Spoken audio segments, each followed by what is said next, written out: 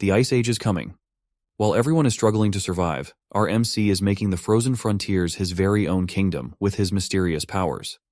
In the middle of an unrecognizable frozen city where every infrastructure has been completely shut down, every mode of transportation at a standstill, an urgent report is coming in that the Earth has finally entered a new ice age at a rapid pace. The brave correspondent braced the cold as hard as he could, his microphone freezing over with every passing second, as he informed everyone that global temperatures would continue to drop even more with no signs of stopping. But he urges the public not to give up hope. Balling his fist, he projected confidence that the government had not forgotten about its citizens in these tough times. That as long as they stand together, the people of this strong nation will overcome this daunting crisis. Just as he was about to spiel more unity propaganda to quell the masses, a whole-ass frozen airplane made a crash landing in the middle of the city, plowing through the reporter and his whole crew. A man watched this final shot of the last news broadcast covered by the remaining TV station in the country. He watched it on a miserably frozen screen. After that plane crash landed on top of the remaining news network team, the TV finally cut into static. No more overcast news coverage of what's happening outside. The room of our protagonist, Han Feng, painted a picture of someone who tried to fight, but finally gave up. He did not even bother cleaning up the mess of what little supplies he had left. The area around his entrance is filled with boxes of useless stuff and dwindling provisions. Outside, someone had been knocking quite hard and calling his name in a panic. Finally hearing the incessant calling of his name, Han Feng stood up from his filthy, frozen apartment, took a steel bat modified with some nails, traces of blood still visible on its surface, and walked towards the door. Han Feng was gaunt. He had the combination of the thickest possible winter wear, but it was not enough to stave off the cold. He slowly and carefully peeked at the peephole to see who was on the other side of the door. Who he saw shocked him. It also excited him a little bit. It was a woman he was very familiar with before the Ice Age even kicked in. She also had her thickest winter wear on, but standing outside, exposed to the elements, made her face red and her body shiver uncontrollably. Han Feng opened the door with a slight flush on his face. The woman's name is Hyona, and he has no idea what she is doing outside of his door. Still holding the bat, he urged her to come inside where it was warmer and safer. These days, the outside world has turned into a dangerous, lawless land. Hyona swung the door open wider to enter Han Feng's relatively safer room. The next thing you know, she was already grabbing him by the collar and pushing her lips onto his. Her little bonnet even fell with how fast she moved. Han Feng was surprised, but he did not pull back, and his cheeks got even redder. This deep and passionate kiss went on for way too long, if you ask me. But let our boy get some of that sloppy kiss action in the middle of an abandoned hallway outside his home. When they separated, both Han Feng and Hyona were breathing heavily, their tongues still out, spit still dribbling. The world is ending, and this is what they're doing? Totally understandable. Realizing what just happened, Han Feng pulled back and asked what had gotten into this woman that she would just grab him and kiss him the second he opened the door. Still trying to catch her breath, she confessed that she had a realization that Han Feng was the man that she truly loved all this time. Tears were starting to form in the corner of her expressive eyes while telling him that he was the one she was supposed to be with all along. It takes a crisis to see someone's true colors, to see who really cares for you. Who will be there for you no matter how hard things get. Speaking of hard, Hyona wanted to prove that what she was saying was the truth by taking Han Feng's hands and putting them against her chest to feel how fast her heart was beating. She promised that she would be willing to do anything just so they could be together now. Hearing the word anything wiped out any semblance of rationality in our boy's brain. All the red flags turned green. To finally seal the deal, Hyona started pressing her thighs against Han Feng's flagpole while grinding and pulling him closer. He did not stand a chance at all. The world might be encased in ice and supplies might be low, but he was heating up like never before, and something was rising in the lower regions. Han Feng looked at Hyona directly in her eyes as she caressed his cheeks tenderly. He confessed that those words she just said meant the world to him. However, the doorframe is not the right place for them to continue this. Hyona gently shushed him so he would not say another word. All she wants right now is for Han Feng to close his eyes and feel the moment. Against his logical mind, Han Feng did what she asked. Now that his eyes were closed, he asked what was supposed to happen next. Well, that's when another guy comes in, gripping the door ominously.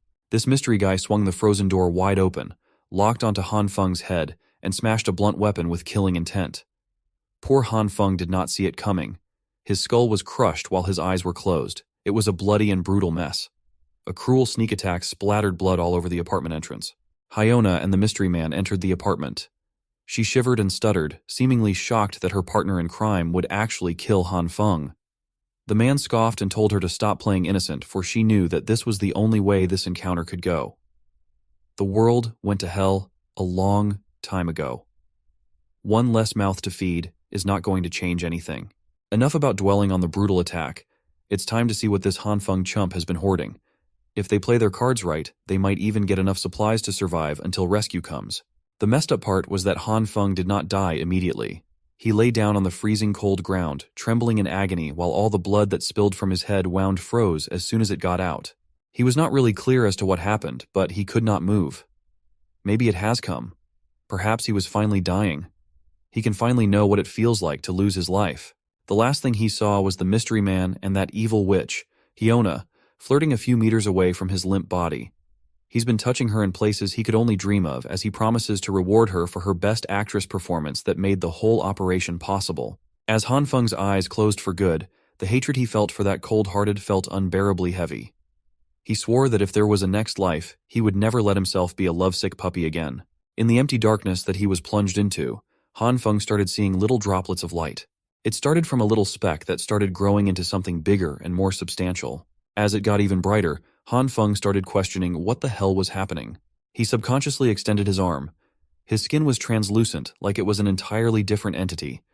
The warm light attracted him after suffering through the endless cold of the real world.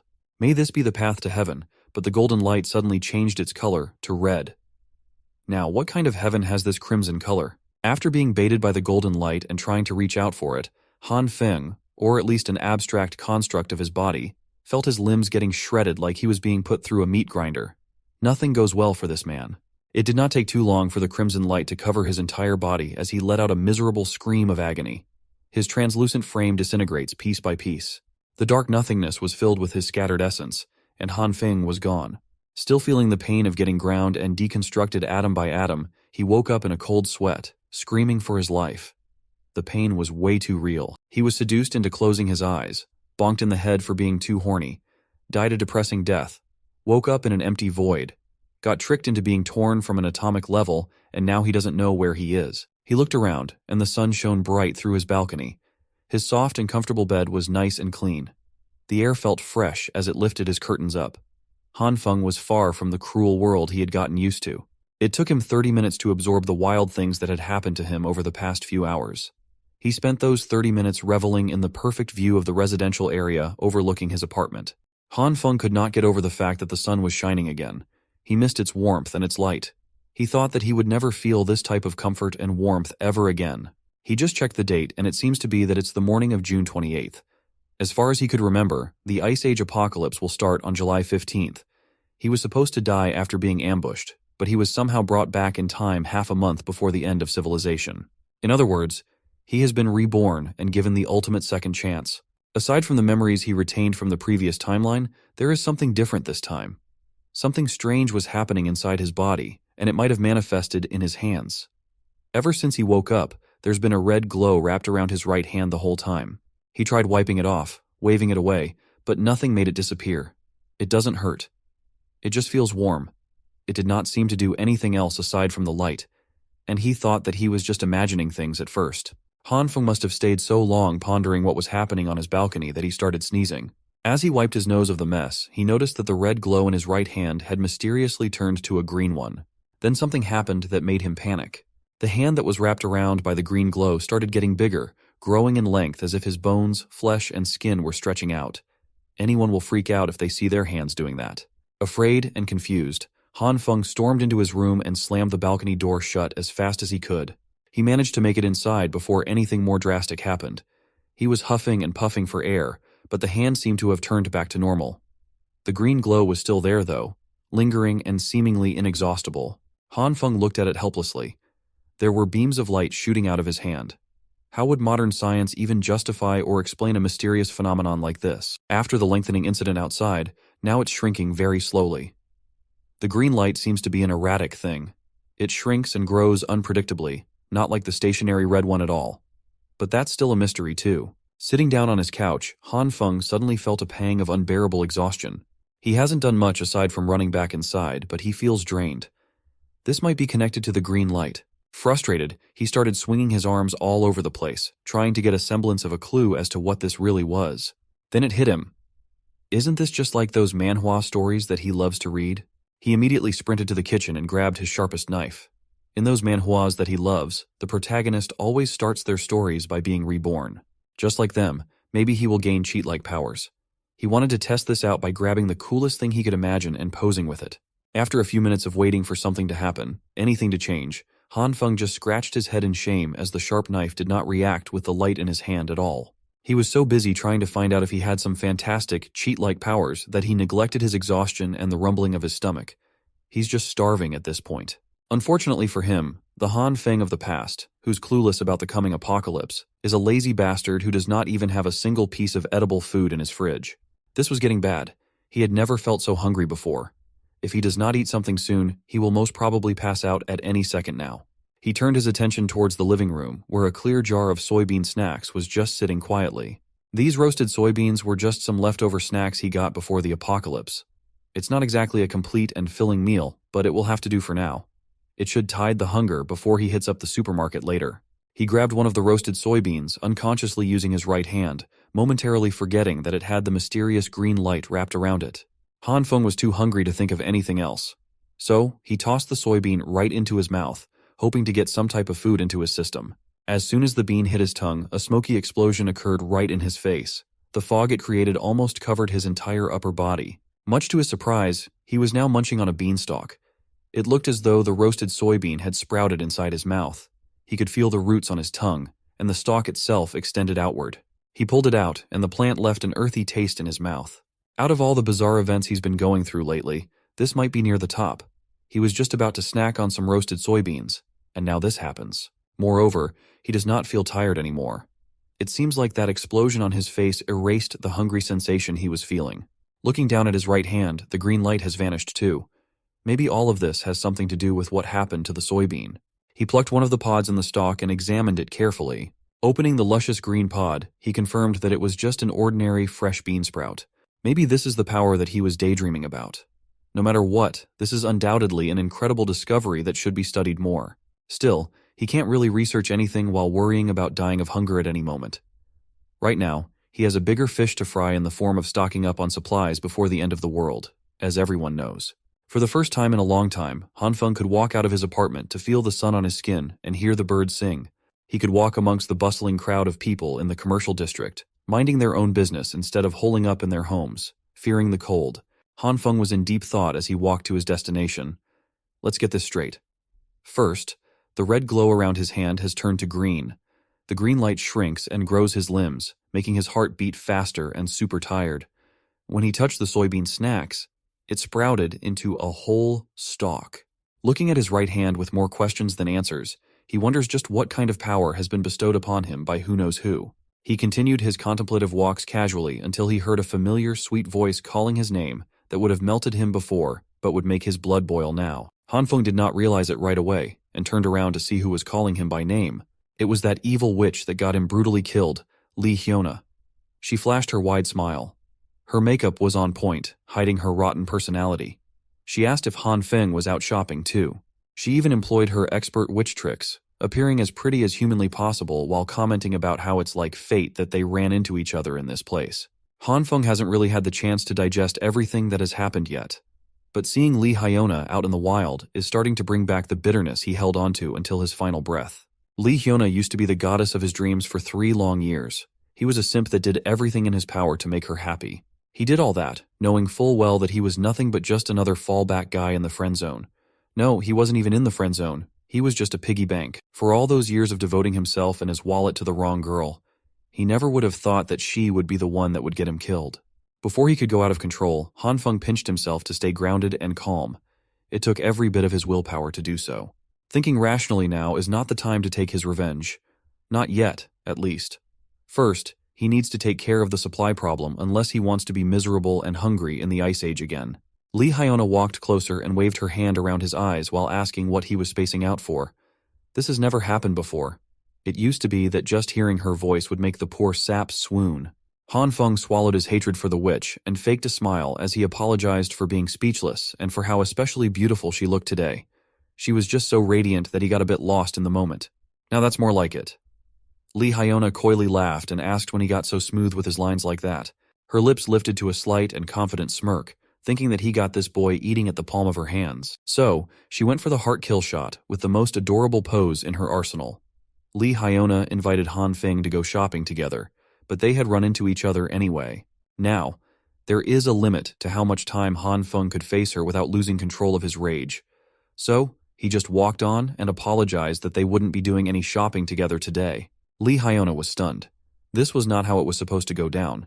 She was supposed to get some free stuff from a pathetic simp. While walking in the other direction, Han Feng couldn't help but praise the girl's technique. But he won't fall for it. He won't be used as a personal ATM again. He's not that foolish anymore. So, he went straight to the spot where he could get everything he needed. Waldemar Shopping Plaza. This Waldemar in A-City is the most extensive and most well-stocked supermarket in the eastern region. It's like Walmart. But that brand's copyrighted. Of course, when the Ice Age hits, this place will be cleaned out overnight. Back in the previous timeline, nobody ever found out just who did it and how. Han Feng had already started his shopping spree and filled up one cart with goods. He needs to stock up as much as possible before society crumbles under the sheer cold. He consulted some internet forums about some generic apocalypse survival guide, and it was surprisingly helpful. Scrolling through, he listed down the things he'd need, like food, winter clothes, medicine, daily necessities, fuel, tools, transportation, and even weapons. There's a lot to prepare, but he was so pumped to get some supplies that he forgot to take the more significant problem at hand. His personal wallet's current balance was a measly 15,000 yuan, equivalent to a little more than 2,000 USD. How was he supposed to secure a safe and comfortable life in the icy apocalypse with only this much? He's going to need a lot more cash for everything that he will need. At that moment, a message notification popped up on his phone. A notification that might be heaven's way of telling him to calm down. The message came from an organization called Money Jar Loans, congratulating him on his approved eligibility to take out a loan up to 168,000 yuan, or a little more than 23,000 USD. A light bulb dinged inside his mind. There was no need to panic when it came to funds. How could he forget that the convenience of technology had brought him an infinite money glitch? There are dozens of money lending apps that require minimal requirements to get a loan approved for those who are desperate for cash. They're incredibly predatory, but burying himself in debt doesn't matter, as he won't have to pay them back after the apocalypse goes into full swing. Out in the commercial district, some lady was angrily kicking an empty soda can on the curb. She's obviously upset about something. It turned out to be Lee Hyona. She looks like she is not in the best mood at all. Her eyes were full of toxic vitriol as today, one of her many simps dared to refuse to take her shopping when she got all dolled up to get spoiled. She was seriously pissed off that Han Feng would just take off like that without letting her deplete his bank account like a worthless leech. She started insulting the guy in her mind for being a pathetic loser who doesn't even own a car. Lee Hyona vowed never to be nice to that simp again. Her angry walk was interrupted by some loud honking coming from the car coming up on the road. Curious, she turned around to see what's up. It looked like a brand new truck straight out of the dealership. It was still shiny and premium looking. Han Feng was lowering the windows in the driver's seat. He just pulled up to greet Hyona as he just happened to pass her by while she was doing a walk of shame along the commercial district. Seeing the new wheels, Hyona's vow to never be nice to Han Feng again has seemingly melted out of her mind. All she saw were brand new leather seats and the smell of cash. Han Feng hopped off. When asked if the car was his, he answered affirmatively, adding that he just got it earlier. She came up to the witch and made up some story about how his dad has been killing it in the United States, business-wise, so he got some cash to blow. He even added that he just got out of the airport after dropping off his old man. Lee Hyona's face lit up. The only thing that could make that happen would be the possibility of striking it rich. So, she took a deep breath and put her game face on for Han Feng. This is the second time that she's doing this today. She looked to the ground and started trembling lightly. Knowing that Han Feng took his wealthy father to the airport today, she began apologizing for asking him to go shopping without knowing that he'd have a busy schedule. Then the waterworks came down. She started summoning those tears at the perfect time while meekly telling Han Feng that he was so cold to her earlier. She thought he was ditching a good friend. Han Feng smiled with satisfaction. This academy-worthy acting would have worked wonders with the previous him, but things are different now. He could see through it all. This silly girl was a pro. He did not hesitate to hold her by the waist, pulling her closer. His other hand took hold of her chin, and they looked each other in the eye.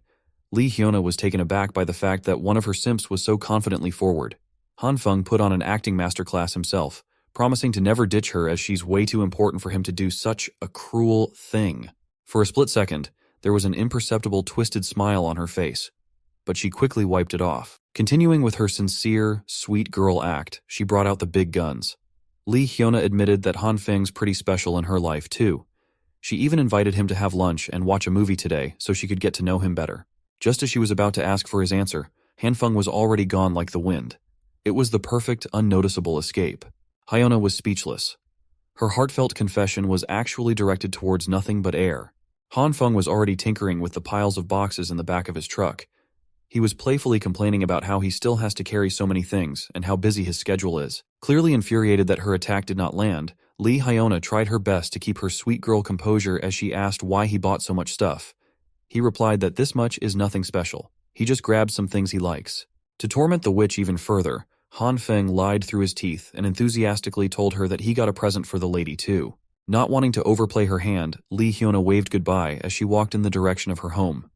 She smiled and said that she was looking forward to that gift. As soon as she turned her back towards Han Feng, her supposed biggest simp, a sly smile appeared on her lips, proud of how she dealt with her piggy bank. On the other hand, Han Feng was just having fun messing with the witch. Knowing this woman, he knew that he couldn't let her find out about his little stockpile of supplies. All this stuff will be his ticket to surviving the apocalypse, after all. Lee Hyuna will just have to wait for her turn. Once the world ends, Han Feng will make sure that she gets what's coming to her. That mystery guy who bashed him on the head too.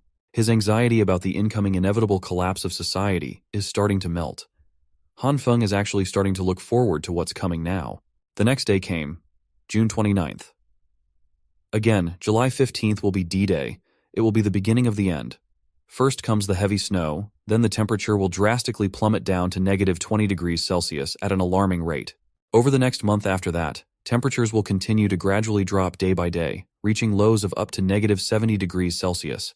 At that point, the world would be encased in ice and snow completely, making it almost impossible to go outside. The first thing that Han Feng secured was his bountiful food supplies. Aside from the sheer volume of stock, he also needs everything packed and sealed securely. He can't let the neighbors sense that something's going on. They can't suspect that he's hoarding copious amounts of food. This was tiring work. Some of the sensitive supplies had to be moved at night when no one was around. Han Feng doesn't trust anyone enough to help, so he has to do it on his own. Once the apocalyptic ice age starts, the power grid will be extremely unstable. That's where his newest purchase shines. A heavy-duty generator plus enough fuel to keep it running for a whole year at the very least. With power secured, he now has to consider the fatal consequence of the building's heating system stopping. He had to call in some specialized contractors to modify his home for independent heating. Han Feng also ordered some reinforced doors and windows while he was at it. He needed a dedicated room to store all the supplies that he had hoarded, so he used an empty bedroom for all the essentials. By the time he finished preparing everything listed in his little notebook of survival, it was already July 14th. Just one more day before the temperature plummets and everything descends to chaos. Next up on his list is the main event that he's been postponing out of uncertainty all this time. It is time to buckle down and actually study his mysterious ability. Han Feng made a home-cooked meal for dinner while pondering his survival in the incoming Ice Age apocalypse. When things get hard, relying solely on the supplies he has accumulated won't be enough. But he has a possible answer to this problem. His power to manipulate plants in some mystical way might be his only hope for a sustainable future. The meal he cooked featured soybeans as its main ingredient. That's right, the same beans he conjured from a single roasted snack using his ability. He racked his brain and tried so many gestures and possible triggers, but the lights hadn't come out yet. The activation is so random that finding the right trigger is nearly impossible. For now, it is time for a risky taste test. He needs to make sure the food conjured by his abilities is edible. Who knew that trying some beans would be so nerve-wracking? Han Feng got through half the plate of his beans with no apparent problems at all. Even the soy milk passed the taste and safety test. While chewing on his lunch, the confirmation that his ability could provide edible food was game-changing. At least this proved that he has the ability to theoretically spawn food. The next step is the harder and more trial-and-error-based one. He needs to figure out how to actually use the red and green lights and make them appear according to his will. So far, he has only tried it on soybeans, but what would happen if he could use it on other things? Opening his newly stocked fridge, Han Feng steeled his resolve to experiment and see if his ability would work with other plants too. The testing period stretched from midday until the sun was about to set. Han Feng did not know that as he passed out in the middle of experimentation. As he slowly opened his eyes, he noticed that he was gripping something tightly in his right hand. A green vegetable of some kind. A massive broccoli. Slowly getting up from the floor, He could not be bothered by the absolute mess that was in his kitchen, as the pain in his head was hellish. It felt like something was pounding from inside his skull. He has to take note of this sensation in the future. This power of his takes a severe toll on the mind and the body, and it cannot be used without restrictions unless he wants to pass out and wake up with a migraine every day. After getting up, he immediately got a spoonful of his beans to refuel again. He might have pushed himself to the limit today, but at least he learned something vital about this mysterious ability of his. A few hours ago, before he blacked out, he neatly arranged a diverse selection of produce on the kitchen floor. He tried using his power on a bunch of them after he managed to activate the green light. Some root crops like potatoes did not react to his green light at all for some unknown reason. But not all of them were duds. Some of the crops grew from the seeds into full-blown plants like the soybean stalks. Wheat was one of those. And some neither stayed the same nor grew into full-blown crops. They just exploded in his hands like mini-bombs. It was a frightening experience that caught Han Feng off guard. After those explosions, the plants would turn into a substance that looked like coal but was very light. This development was certainly outside of his expectations. Thankfully, he could find some decent use for these inedible black substances. They are used to heat the space like coal when put together in a container and lit up. Coming from a future where heat was a luxury, Han Feng would gladly take these little balls of warmth. No more worrying about staying warm in the future. After a bunch of explosions, he tried many more times and failed most of them. He just kept chucking those black balls into the bucket one by one. When he got into some seeds he bought, he chose to take a more meditative stance while forcing himself to focus on controlling his breathing. After a few minutes of intense concentration that left him sweating bullets, he finally got the most significant success in this experiment. A gigantic broccoli shockingly appeared in his grasp. Before his eyes gave out and his consciousness went lights off, he remarked that the success rate of this method was still way too random. Then his body hit the floor. Thankfully, he was sitting on the tiles already, so the fall wasn't too bad. Now he's awake, and his belly is full of beans. He played around with the broccoli while thinking long and hard and still failing to find any patterns to this ability. But he can't give up. There has to be some kind of principle behind how this ability works. There are still too many unknowns, but he made some decent progress today. At least now he has some understanding of the activating conditions of the lights. Who would have thought that the key to activating the bizarre skill lies in his very own consciousness? All he has to do is enter a meditative trance. His method involves imagining himself out in nature in his bare form, free from the constraints of human civilization. In other words, buck naked. In his mind palace, he walks on the ground with bare feet, his soles making direct contact with the soil where life grows. Sunlight kisses his skin as all life around him harmonizes. Just like Adam in the Garden of Eden, his body and mind are both part of the natural world, a peaceful resonance of all that has life. Once he enters that state of mind, he slowly opens his eyes and a familiar green glow appears once again. This ability of his is directly connected to his consciousness. Working from that concept, he could freely call on the green light. Now that he's done with all the plant samples with a low success rate, it's time to move on to a different type of specimen. The target of the second experiment would be all kinds of meats this time around. So he slowly brought his right hand wrapped with the green light towards a juicy slab of meat. He already half expected it, but it's still disappointing that there were no reactions at all. Maybe the green light only works on plants. Thinking that the gentle approach might not be effective, Han Feng grabbed his meat and squeezed hard while praying that his right hand would work its magic. After a few minutes, he had to accept that nothing would happen. You could see the defeat and dejection in his tired eyes. That was when he thought of the sensation he felt while meditating. In a trance, he could sense two distinct colors, the red and green lights. Throughout the experiments, he hasn't tried using the red one yet. Grasping the primary trigger function of his ability, he only has to concentrate on bringing that red light out of his consciousness. While still holding the meat, he closed his eyes and tried to reach for the other ability lying dormant inside his system. After a little while, a spark of red light finally made an appearance on his right hand. With that initial spark, the glow swiftly wrapped around his hand. Surprisingly, it also wrapped around the piece of meat. It looked like it was creating some sort of bubbling reaction at the meat's surface. A few seconds of intense concentration later, Han Feng opened his eyes to a putrid pile of hardened dark red sludge that looked like it came right out of hell as the red light subsided. He immediately threw that vile thing on the ground out of sheer disgust. You would undoubtedly do that too, in his position. Realizing that this disfigured sludge might provide some valuable insights, Han Feng crouched on the ground to observe it. He poked the thing, and it was a little squishy. So this is how meats would react to the red light. It might look revolting, but the texture and overall feel point towards the possibility that the meat got cooked or something. Was this really all the red light can do? Heat things up, Stoves and pans could do the same thing, and they could produce more appetizing meals than whatever the hell this is. Han Feng refuses to believe that's all there is to it. Upon using his consciousness to trigger his abilities a fair bit amount, he could understand his capabilities on a deeper level. If he were to describe the red light sensation, it would be like a disintegration process. His next meat experiment looked a lot better than the first one. But if that's the case, understanding the underlying concepts of these two lights might be easier than he initially thought. He grabbed a bunch of soybeans from his bean pile and gripped them hard in his right hand. In his left hand was the red light and the cooked up meat. If the green light represents the evolution of matter, then the red light is the opposite, which would be disintegration. Since he's already testing out some confusing concepts, what would happen if he combined the green light grasping beans and the red light grasping meat? The result was an even bigger reaction than he was expecting. The combination produced a bright, blinding light between his hands. When the lights died down, it was revealed that his meat got a lot bigger as a result. The meat had been supersized, but where did the soybeans in his right hand go? Could it be that the two subjects merged together, producing this giant slab? Han Feng meticulously inspected the big meat.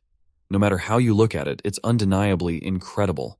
It looks, feels, and smells exactly like real meat, but even fresher somehow.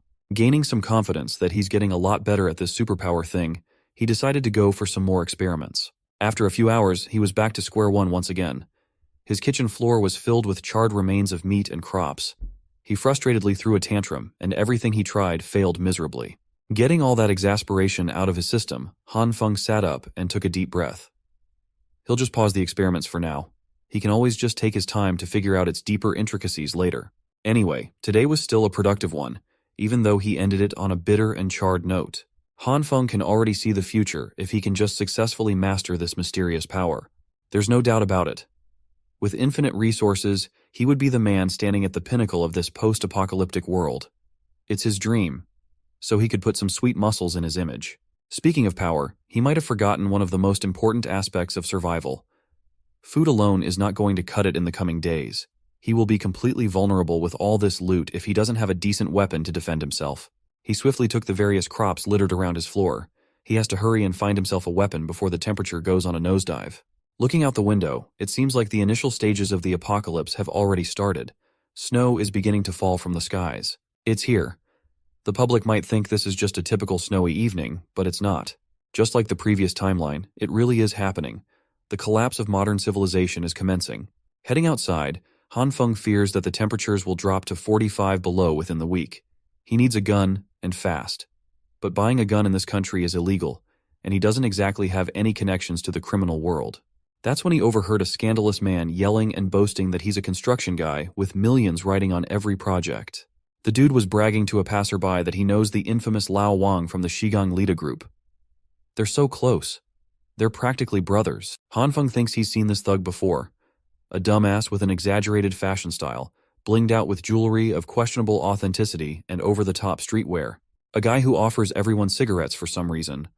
Around this area, people refer to this bleached-haired, cigarette-loving thug as Homeless Joe.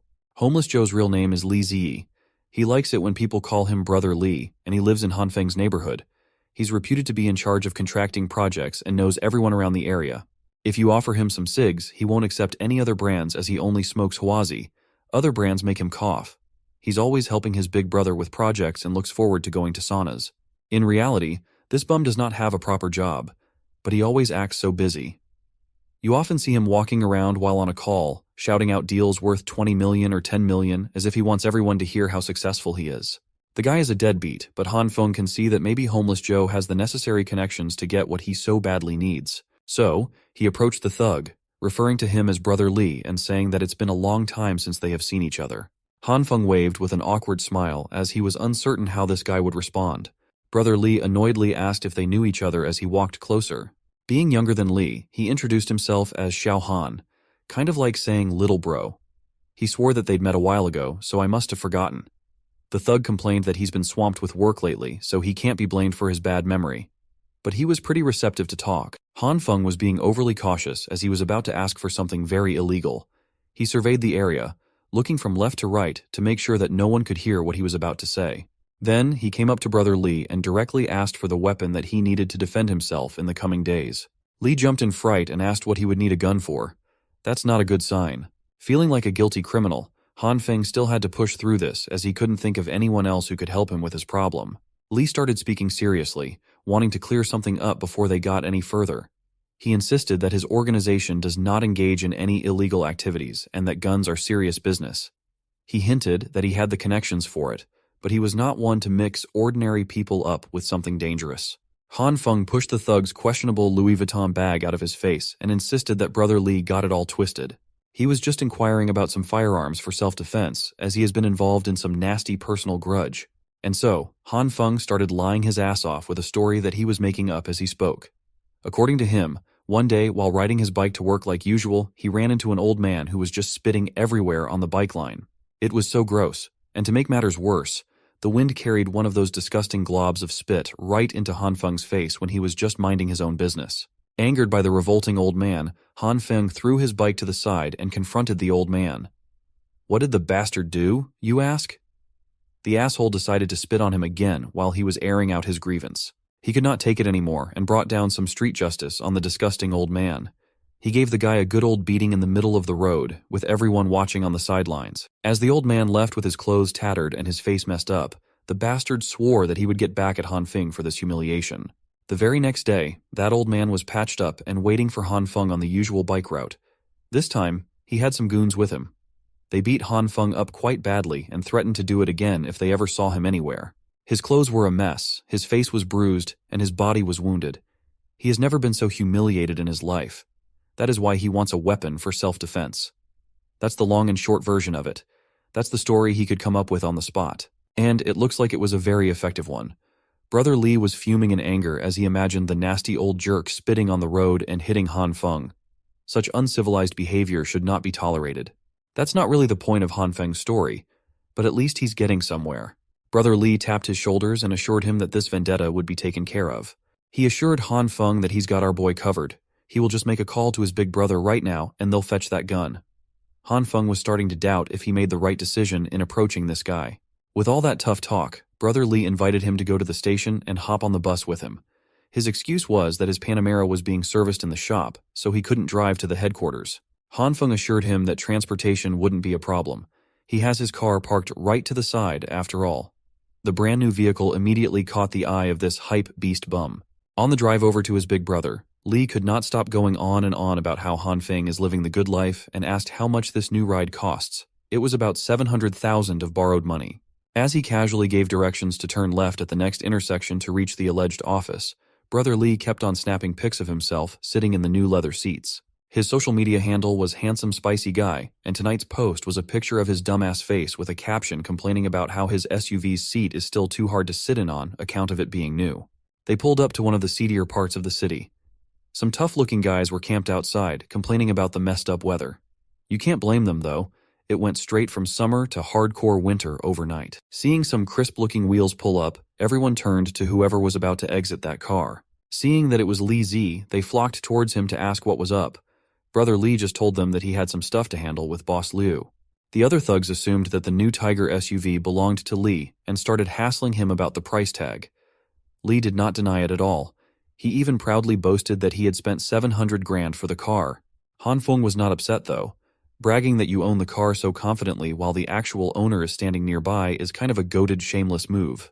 As soon as they entered the establishment, the one known as Boss Liu, a hardcore gangster-looking man, came out upset that Big Mouth Li would disturb him so late in the evening. Brother Li visibly turned a lot more reserved in front of the boss, even offering his cigs politely. The big guy does not have time for any of that filler nonsense, though. He's a busy man. Brother Li introduced their little brother, Han Feng, as a buyer of something special. A gun. Boss Liu wanted to confirm if he heard that correctly. As soon as the big boss looked him over, Han Feng froze up in fear. He wasn't sure what would happen if he made the wrong move or said the wrong thing. Boss Liu just stared at him silently, cigarette in mouth, seemingly scrutinizing him from head to toe. Then the big guy cracked a smile. He was quite disappointed that Han Feng only needed a lousy gun when he was expecting something more interesting. He gestured towards one of his henchmen, Cheng Zi. The henchman already knew what to do and rummaged through his jacket pocket. He tossed a pistol on the table and Boss Liu quoted a price. 6,000 for the handgun, easy to conceal and reliable. Han Feng humbly rejected it as he was thinking more along the lines of something a little longer and bigger. He was not looking for some low-caliber pea shooter. He wanted something that requires a scope to fire. Boss Lu's expression turned grave as he stared at Han Feng intently. Our boy might have crossed the line unknowingly. He immediately shut up as if he just swallowed his tongue. The big guy started yelling about how unrealistic it is to demand a freaking sniper rifle like it was nothing. He's running a discreet business here. This is not some goddamn shopping mall where you get to pick and choose what kind of illegal product you get. Boss Lu's final offer is the pistol on the table. Take it or leave it. Brother Lee had to run some interference to try to calm the boss down. His idea of convincing the big guy to listen was to invent a backstory for Han Feng on his own. A made-up story that allegedly happened 5 years ago involving Han Feng's non-existent wife. Lee is quite a mouthy but talented storyteller. Under the relentless downfall of snow, the boss listened to his lies all the way to the end. The story must have been phenomenal, as Boss Lu was so angered that he almost snapped the table in half. He kept repeating how disgusting those who had wronged Han Feng were. Apparently, Han Feng had 3 kids with a non-existent wife, but it turned out that none of them were his. Han Feng just stood there and went with all the lies. Even for someone nicknamed Homeless Joe, this ridiculous story was too over the top, but it worked. Boss Liu gave his personal guarantee that Han Feng would get his sniper rifle as soon as possible. He promised that he would personally make it happen, but it might take a few days. Once again, the henchman Xiangzi will be arranging everything. Boss Liu wanted something semi-automatic with loads of ammo too, so Han Feng could have what he needed. It's unexpected, but Brother Lee definitely came in clutch. The big guy also handed Han Feng the handgun. He wanted to give it for free. A gift from one man to another. Han Feng was speechless. The made-up story was so good that the boss had formed some kind of one-sided bond with him. Now that it was taken care of, the big guy got back on his phone to take care of his other, more pressing businesses. Before leaving, Han Feng wanted to return the favor a little bit. He stated that a buddy of his who works for the government had told him that due to the abnormal weather, purchase limits for supplies will be implemented soon, so it's best to stock up before that happens. Seeing the serious look in the young man's eyes, as if he actually knew what he was talking about, Boss Lu could not help but take the tip seriously too. He nodded in understanding and remarked that he got it. And so, Brother Lee and Han Feng exited the center of the city's underbelly with one firearm secured. On the way back, Lee could not stop bragging about how he handled business like a boss, and it went beautifully. Now that his big brother, the big boss, is in a good mood, they could even ask that guy for a cannon, and he'd say yes. Han Feng wanted to thank the thug by buying him some cigarettes. Brother Lee tried to be humble and insisted that he did what he did just to help him, but he would gladly take about 7 to 8 cartons of his beloved Huazi cigs. He even promised to take Han Feng to a sauna once he got paid for his so-called project. Our boy was already thinking about his next logical move. Supplies are secured and the weapon is obtained. He should be set for the early days of the apocalypse, at the very least. He can focus on studying his abilities. Fully solving the food problem would make his long-term survival chances skyrocket.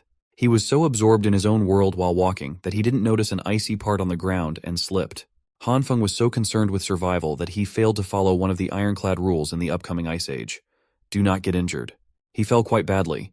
His leg must have absorbed the impact of the slip and had been damaged severely. Brother Lee didn't know what to do as he ran towards his new pal's side. This is bad. From the sharp pain he was feeling and the awkward landing, there was a very real possibility that his leg was broken. He shakily took his car keys out, handed them over to Brother Lee, and requested to be taken to the nearest hospital as soon as possible. Lee just scratched the back of his head and admitted that he actually doesn't have a driver's license, insisting that he can't drive without one. But it's safe to say that this bum just can't drive, period. At least he didn't leave Han Feng on the floor to writhe in the pain of a broken leg. He offered his shoulders to lift Han Feng up, but he struggled hard to do so. Both of them wouldn't make it to the hospital alive at this rate, so Han Feng just called a taxi that he had to pay for since Lee is a broke bastard. Even the hospital, an essential establishment, was starting to freeze over under the intensifying blizzard. In the nurse's office, someone named Jian was left to take care of the night shift on this whiteout night. The snow was getting heavier, and the roads were starting to get buried deep. Head nurse Jian had only just started her night shift, but calls coming from the hall were already flooding in as the emergency section was severely short-staffed. The pretty nurse had no other choice but to step up. Upon getting an x-ray in the hospital, it was confirmed that he had really broken his leg. The doctor explained that there was a stable fracture on his right tibia. It would be easy to set, but he'd need to stay for an hour of observation before going home with his meds. This accident could not have happened at a worse time. It just had to occur before the apocalypse went into full swing. While looking at his X-ray results, Han Feng regretted being so careless. Brother Lee accompanied him for most of the process, but the dude had to leave as he apparently had a few deals to handle. He's a real one though, and he even left his number in case Han Feng needed anything else. Now that he was alone in the hospital lobby, Han Feng sighed heavily. He wondered how he could make such a stupid mistake at such a crucial time. Looking at the chaos around him was stressful. The hospital quickly overflowed with patients, victims of accidents caused by the sudden blizzard and quickly plummeting temperatures. Emergency beds lined the hallways as a grim testament to the worsening conditions outside. As for him personally, he just wanted to get his meds and leave this place as fast as possible before the roads closed for good. Thankfully, his idle time would not be boring as a goddess had just walked right in front of him. Head nurse Jian had come to bolster the understaffed emergency room. The first bed she checked had a patient with heavy wounds. Next on her rotation was bed 5, where a patient's wounds had just been cleaned. Thankfully, the vitals were stable. Bed 5 just needed another dose of glucose in 10 minutes. She advised the attending nurse that if the patient's heart rate dropped below 80, epinephrine must be administered immediately. Throughout the rounds of the head nurse, Han Feng could not take his eyes off her. She was just amazing. Being a head nurse at such a young age, she must be a generational talent. On top of that, he saw how she dealt with all kinds of patients. She was kind and incredibly skilled. She looked like a radiant being in the middle of a hopeless place. Moreover, she was incredibly beautiful. She was working the hectic night shift, but her smile never faltered. She was basically an angel. He was so enamored that his eyes accidentally traveled to some ungentlemanly areas. Han Feng immediately averted his gaze out of respect. But head nurse Jian was just way too unaware of her surroundings. A real airhead. Suddenly, the old man sitting beside him started calling the attention of the pretty head nurse. She was not really required to tend to the patients outside of her rounds, but she still took the call with a smile.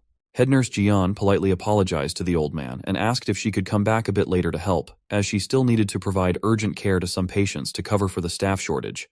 The old man complained that his back hurt too much. He explained that the back pain had been worsening lately and wanted the head nurse to take a look to see what was causing it.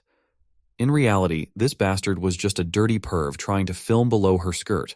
Not noticing what was really happening, Jian just smiled and apologized once again, saying that for such back problems, they might need to schedule an X-ray just to be sure. The old perv started getting pushy, urging her to just take a quick look as he pointed to where it hurt. The bastard even got up from his seat to touch the angelic nurse inappropriately. Being the airhead that she usually was, Jian just laughed as she was naturally ticklish. For back problems, it's really advisable to wait for the resident physician's exam. The perv started pushing it, his hand crawling even lower from her waist. This disgusting act would have continued longer if something or someone had not made it stop. A freaking flying crutch forcefully smashed against the old perv, giving him some real back pain and knocking the phone away from his hands. Ever the kind-hearted healthcare worker, Jian wanted to check if the old man was all right. Thankfully, Han Feng came to her rescue, humbly apologizing for his crutch flying to the side as this was the first time he was using one. He bent over and went straight for the old perv's phone while blatantly questioning if it was broken or not. Just as he was about to touch it, the perv started sweating nervously and screaming at him to stay away from the phone. Han Feng did not listen. He walked all the way to the side of the room, got his bandage all messed up, and wouldn't let this freaking lecher get away with doing something so disgusting. As soon as he opened the phone, his suspicions were proven right. He looked at the creep directly in the eyes. If looks could kill, the geezer would have died by now. The proof was already there on the home screen. This perv had some nerve filming up a hard-working nurse's skirt and even assaulting her. There's no good reason why Han Feng shouldn't call security and have them escort the bastard to a jail cell where criminals love putting pervs in their place. Han Feng would be keeping the phone, and the next time he saw this old creep again, he threatened to ruin his miserable and revolting life. The old bastard knew he had no other choice but to flee and never show himself near this place again, and it infuriated him. The first chance he got up from that hospital floor and bolted out of the door like his life depended on it. Meanwhile, head nurse Jian was just confused as to how someone complaining about severe back pain could run so fast. Han Feng was shocked to see a first-hand display of the most comically naive person he had ever met. He decided to show her what the old fart was doing with the phone, filming up her skirt. Based on her reaction, she really did not notice anything wrong going on. Han Feng handed her the phone with the video footage so she could decide whether to wipe it or call the cops on the owner. He also reminded her to be more careful, so people like that perv wouldn't take advantage of her kindness. She smiled with the brightness of 1,000 stars and then asked if Han Feng's leg was supposed to be injured. The adrenaline from catching that old perv in the act must have numbed the pain from his broken leg, but now that it was dealt with, the pain came rushing back in and he screamed in agony. Thankfully, head nurse Jian was an expert when it came to mending these types of injuries and quickly set the casting back in place. She looked at him and asked if it still hurt. Han Feng thanked her for dealing with his broken leg, and now it didn't hurt at all. At that moment, it was as if only the two of them existed in the crowded room. Jian returned the gratitude as she promised to never let such bad guys get away with messing with her anymore. She would punch them really well from now on. Han Feng just wanted her to be more aware of her surroundings. Seeing as she was letting his broken leg and feet touch her front pillows, it seemed like she had not learned anything at all. She was still as clueless and unaware as ever. While Han Feng's head was in the clouds, another nurse called for Jian as her help was needed on the emergency beds. Before going back to her rounds, the angelic head nurse reminded him not to forget to come back in a week to get his leg checked again. Han Feng promised that he would, but making any plans a week from now was unrealistic. He just smiled, helplessly, for only he knew what was really going on in the world. He took the crutch that he smashed against the old perv and limped his way out of the hospital. Han Feng just accepted the fact that he wouldn't be able to see her ever again. The next day came, and the blizzard had not stopped. It had gotten even stronger instead. It had essentially frozen all infrastructure and services, making just going outside a dangerous challenge. On the morning news, emergency weather reports kept coming in about how, within the next 24 hours, all regions of the country would be experiencing heavy snowfall and a sharp drop in temperatures. Bizarre reports from overseas correspondents showed that temperatures were plummeting in every corner of the world. Dubai, Egypt, the Amazon basin, and places that should not be experiencing this type of phenomenon were seeing their land masses buried in thick blankets of snow. The nation's experts, along with specialists from 46 other countries, were rushing to the United Nations to discuss the cause of the anomalous weather. Every network kept echoing that the experts said this severe cold snap wouldn't last too long. They always ended their news reports with a public service announcement to pay attention to disaster warnings and follow arrangements made by the local government. They kept reminding citizens to remain calm, avoid spreading or believing in unfounded rumors, and refrain from hoarding supplies and panic buying, as the disaster would soon pass. Warm, cozy, and sipping wine inside his decked-out home, Han Feng clicked his tongue. The government and media just kept lying through their teeth, feeding the public BS to maintain order. If he hadn't died and come back to life already, he might even believe them. But this time was different. He was well prepared for everything that was about to come. Supplies were fully stocked, the house was reinforced, and the heating system was working flawlessly. He had been so well prepared that there was nothing to worry about for the immediate future. His phone started buzzing incessantly with messages from the Happy Housing Complex residents group chat, discussing the weird weather and how the snow was already making the roads unusable. Everyone was clearly clueless about what was happening, but not the member nicknamed Mysterious Person. Whoever this was demanded everyone's attention to inform them that the snowstorm wasn't caused by normal weather patterns, but by something within the Earth itself. Mysterious Person proclaimed that everyone should heed his words as the Ice Age apocalypse was about to begin. No one was more shocked after reading those messages than Han Feng. Who the hell is this mysterious person, and how do they know anything about the apocalypse? I guess we'll only find out if you like and subscribe. After seeing the enigmatic messages from the mysterious person in the housing complex group chat, Han Feng made a mental note to be mindful of this guy. Meanwhile, the rest of the residents were complaining and demanding the property management team do something about the snow buildup. Most of them were starting to run out of supplies and were worried that the supermarkets would be emptied out. At this point in time, the Happy Housing Complex residents group chat was like an amusement park hinging on a very delicate balance. Most tenants were putting pressure on the property agents to get out and give them an explanation for why they couldn't restock essentials due to the inaccessibility of roads. The property management team was not even at fault here, but they still apologized for not being able to take any steps on account of the raging disaster. An admission of incapability made the tenants even more aggressive. Thinking that the management was useless, they demanded that the team refund their fees. Han Feng was in the middle of this heated discussion. He knew that this was a completely meaningless fight, as the snowstorm wasn't something humans could deal with. Thankfully, another person stood out from the crowd. His voice to stop the fighting pierced through the loud chaos. It was the glasses-wearing owner of Unit 611-1204. He explained that with the snowstorm being so heavy, clearing it out would be useless as it would build up again after a few hours. So, instead of fighting, maybe everyone could help clear it out. If they had done that, instead of bickering, they would have been able to go out long ago. He added that the property management team was just humans. They were also helpless in front of an abnormal natural disaster.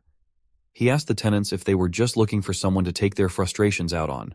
The angry mob immediately turned on him for lecturing them about decency. They even accused the Glasses guy of being one of the useless members of the property management team. Glasses cleared up that he was not speaking on behalf of the property management team. He was just speaking objectively and realistically. Pushing management into a corner would be meaningless and would only prolong the problem. It wouldn't get them the result everyone desired. Now that he put it like that, the people turned to Glasses for the next move. He asserted that with the current conditions, driving a car to the supermarket would be impossible. Even if they cleared the neighborhood snow, the main roads outside might be unusable. He suggested clearing footpaths and walking over for supply runs. Han Feng couldn't quite put a finger on it, but he seemed to have some recollection of this Glasses guy, owner Zhang. In the previous life, he was a very lively person. You could see his charisma working on the group chat. Some of the tenants agreed with Zhang's suggestions, thinking that they shouldn't complicate the matter. Those who wanted to go out should clear the roads. Those who didn't should just shut up. Fighting and acting immaturely in the chat for half a day just to clear some snow was very annoying. Once everyone realized that what they were doing was cringe, the GC finally quieted down. Another person stepped up to volunteer in the clearing operation. He said he needed to hit the roads to go to his brother to discuss business worth a few million. Han Feng might not have seen a profile picture or a voice message, but that guy's manner of speaking seemed very similar to that of some gangster he knew. As soon as the first volunteer stepped up, more and more people raised their hands to join the operation, as most of them were running out of food. There was even a dazzling young lady who would brave the snowstorm, even though she was a little weaker than an average person. As for that witch, Li Hyona claimed that she had the flu over the past 2 days, but she would still love to go down and help with the neighborhood. Han Feng was unimpressed, to say the least. He might be the only one who could see through the good girl act. Most of the men in this neighborhood knew her and would fawn over her. Some white knight immediately butted in and insisted on volunteering for her sake. When a decent amount of her fans stepped up to the plate, she thanked them for going through the trouble of cleaning up a footpath. Tired of this BS, Han Feng got out of that group chat with annoyance. But he had to admit that when it came to putting on an act, Hyun was really an expert. With just a few taps of a button, she could manipulate multiple men to do her bidding. As for Han Feng, Li Hyona was using a little more personal touch. She had been bugging him to chat. Ultimately, she just wanted him to get her some food from the supermarket if he was going. She really was a master of her craft. Her innocent request was accompanied by a cute photo in her bed. She even had her feet in the frame for all the freaks out there. Han Feng was actually very impressed with the commitment. In these catastrophic weather conditions, the witch was still wearing so little to try and seduce him. She could really turn a lot of men into errand boys with that. Now was the fun part. Han Feng could reply to her advances however he wanted. Well, whatever he sent back must have been some awful crap, as Li Hyona tossed her phone and stepped on it hard in anger and annoyance as soon as she saw it. Today would make it the 3rd official day since the snowfall started. The temperature had reached -20. This could be regarded as the early stage of the apocalypse, a time when most buildings of decent quality still had central heating systems running. They still had the internet, and everyone was still going on with their daily lives as usual. They just needed to stay inside, just like COVID times. Han Feng had been scrolling through videos and TikToks to pass his time as well. Based on his page, it looked like we had a certified man of culture. It had only been a few days, and he was already getting bored with the mindless indoor activities. It looked like his most significant problem in this apocalypse would be learning how to endure loneliness. It also didn't help that his leg was a broken mess. A broken bone would need at least a few months to completely recover. Just like us, Han Feng's boredom always led back to watching videos on the internet. He came across a gruesome broadcast in the scientific column about a man who got into a brutal accident. After doctors sewed up the man who jumped from the 15th floor, they discovered that his damaged internal organs and bones started regenerating. This clickbait news story gave Han Feng an idea. It's one that he really should have come up with a lot earlier. Why had he not thought of using his newfound powers on himself? He activated the green light in his right hand and carefully touched his broken leg with it. After a few seconds of nothing happening, the green light started dissipating. Han Feng refused to believe that it was a bust, so he tried again. He activated the green light harder than he did before, but just like earlier, the light eventually died down with no change in his leg. It looked like he was just overthinking things. He really thought that the green light would be able to help his injury recover faster, but it seemed like the only thing it brought was irresistible sleepiness. Han Feng eventually succumbed to the heaviness of his eyes and took a nap on the couch. He woke up to some freaky-ass ceremony that involved goats and Native American headdresses. Under the transcendent light of the night skies, Han Feng rode on the back of giant goats with a bloody whip in his hands. Goat heads flew alongside him. In this freaky ceremony, Han Feng is riding at the forefront of a goat herd on top of a bloody red grassland. There are totem poles scattered along the land, and he is having fun whipping his whip all around the place. Well, that fun only lasts for a minute before he is tossed off the goat's back and into the herd. He eventually lands on the blood-red grassland, and he lands badly. His foot is at an awkward angle and a crack can be heard. It makes him shiver in pain. To come from the absolute freedom of riding goats in the grassland to being immobile on the ground is quite jarring. To make matters worse, one of the goats starts licking his broken leg. Disgusted, Han Feng tries his hardest to shoo the goat away from him and his unfortunate injury. He pushes the goat over and over again until the animal finally snaps. It extends its tongue like a frog, wrapping that slimy piece around his affected leg. Then the goat raises its head, and Han Feng's whole body comes along helplessly. While feeling the slimy saliva running down his leg, he also starts feeling the warmth of the green light wrapping around his injury. Han Feng eventually wakes up from that bizarre nightmare that involves a lot of goats. He is sweating and screaming. The dream is just too immersive. While he labors to catch his breath, he wonders just what caused that hideously messy dream. Well, the answer presents itself quite loudly. His broken right leg still has some leftover green light aura surrounding it. Furthermore, Han Feng senses a certain lightness in his limbs. He promptly takes off the bandage wrapping around his injury and tosses it to the side. Han Feng excitedly steps on the floor and carefully puts more weight on his right leg. He is pleased and surprised to confirm that the injury does not hurt anymore. He is fully healed for some reason. This should mean that the green light could also help with self-recovery, right?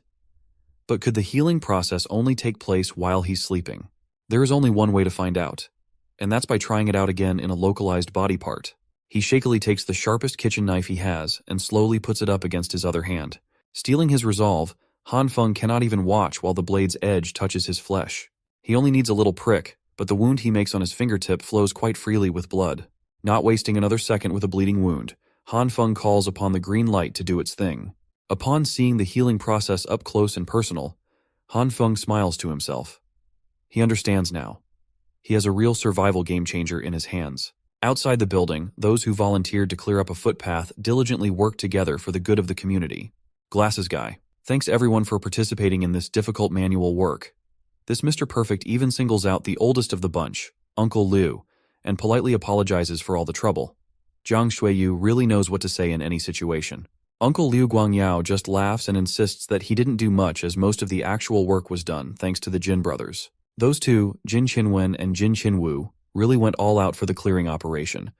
Some real hard workers. While they are busy finishing up the final touches, a young lady wearing a thick pink coat slips on the ice.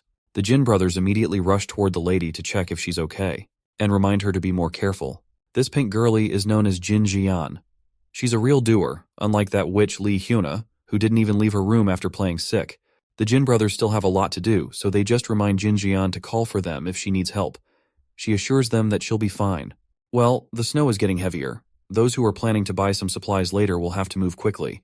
Speaking of supplies, Uncle Liu is reminded of something that he noticed a few weeks ago. Uncle Liu stops himself from babbling, thinking that what he has to say wouldn't be anything significant, but Jiang Shuiyu curiously presses him on. The old man has been hearing that for the past few days or weeks, an owner in the neighborhood has been bringing back supplies on a small truck, like he's moving houses. Jiang Shuiyu thinks that this is a common sight, as there are always people moving into the neighborhood and houses undergoing renovations. But Uncle Liu got different vibes from this one. He saw gas tanks and a whole fireplace being shipped in. It's not normal for someone to move in or anything like that. It's just a hunch, but Uncle Liu thinks that the person was making preparations to get through a harsh winter. This conversation is interrupted by the Jin brothers, who have just finished clearing the main path. People should be able to go out now. Uncle Liu promptly thanked them for going all out. But unbeknownst to everyone, there's another tenant listening in from earlier. He heard talks about making preparations for the winter, and his morbid interest has been piqued. This weirdo is quickly neutralized by a snowball landing on the back of his head. Wu Kuanyu is brought down a peg by this gorgeous woman, Liu Yan. The weirdo tries to argue that he's been doing everything alone since earlier, and she's just been watching from the side. But Liu Yan just dismisses him as an unruly child. Jiang Shuiyu breaks up the fight between the two and informs them that the main path has been cleared and is now good to go. This means that the volunteers can stop shoveling and get ready to head out to the supermarket for supplies instead. Looking at their shopping list, it seems like the Jin brothers have a lot to buy. They even want to buy some for their mom, thinking that she's going to need it. These two are good sons. For someone who didn't want to share the story earlier, Uncle Liu seems way too curious about Jiang Shuiyu's thoughts on the matter of that tenant who brought in a ton of supplies. Truthfully speaking, Jiang Shuiyu doesn't feel too concerned about hearsay. He still believes what the government and the authorities say, that this is just a brief snowstorm that will stop very soon. They only need to endure for a bit. Then they can return to normal. So, He's not too worried about those mysterious deliveries. But even if they step back and assume that this snowstorm is here to stay, if someone in the neighborhood is hoarding a massive stockpile of resources, isn't that a good thing for everyone? Uncle Liu immediately understands what Zhang Xueyu is implying. He praises the young one for being brainy. Under the ruthless snowfall with no signs of stopping, Zhang Xueyu leads some of the tenants to the supermarket. He makes sure that everyone queues up properly. With the snow getting heavier, they need to try and get back within 3 hours. If they get past the 3-hour mark, who knows if they'll even have a road to walk back on. While those brave souls enter the unknown and endure the harsh environment, Han Feng is passed out in his warm and cozy living room, drooling on himself. He would have stayed holed up on this couch forever with all the soda and junk food to tide him over the dull day, if not for the annoying voice calling him to the door. Han Feng lazily opens his door. He wipes the sleep from his eyes and sees homeless Joe. I mean Brother Lee. Well, the smooth-talking gangster has come in clutch once again. Hidden inside a big bag is a semi-automatic rifle complete with a proper crosshair. It's precisely what Han Feng wanted. This was the promised gift from Boss Liu. Brother Lee had agreed to bring it because he had stocked up on supplies beforehand and could now afford not to run around the city like crazy looking for supplies like most of the other citizens. But even so, Han Feng was grateful to him for coming in this weather. Brother Lee also had some very interesting information that various rumors had already started to spread about. Last night, some unknown person had cleaned out the shelves of a supermarket in the Eastern District. And when the Boss Liu gang cleared their way out of the snow yesterday, they were met with nothing but emptiness in the supermarket. To Han Feng, something like this seemed unbelievable, to completely clean out a huge supermarket in one night. Who could be capable of such a thing? However, there was no doubt in Brother Lee's words, and it had definitely happened. Han Feng was now beginning to realize that something even stranger than in his previous life was happening around him. It looked like he wasn't the only one who had gained superpowers. For a second, his thoughts were interrupted by Brother Lee. He advised Han Feng to wear more warm clothes and be careful. After that, he said goodbye and left. Finally, our hero could be alone and think things over. He kept trying to think of a logical explanation for what had happened last night. How could someone clean out a supermarket in one night? The only explanation he could think of was the theory that it could have been done by someone with superpowers from novels and comic books.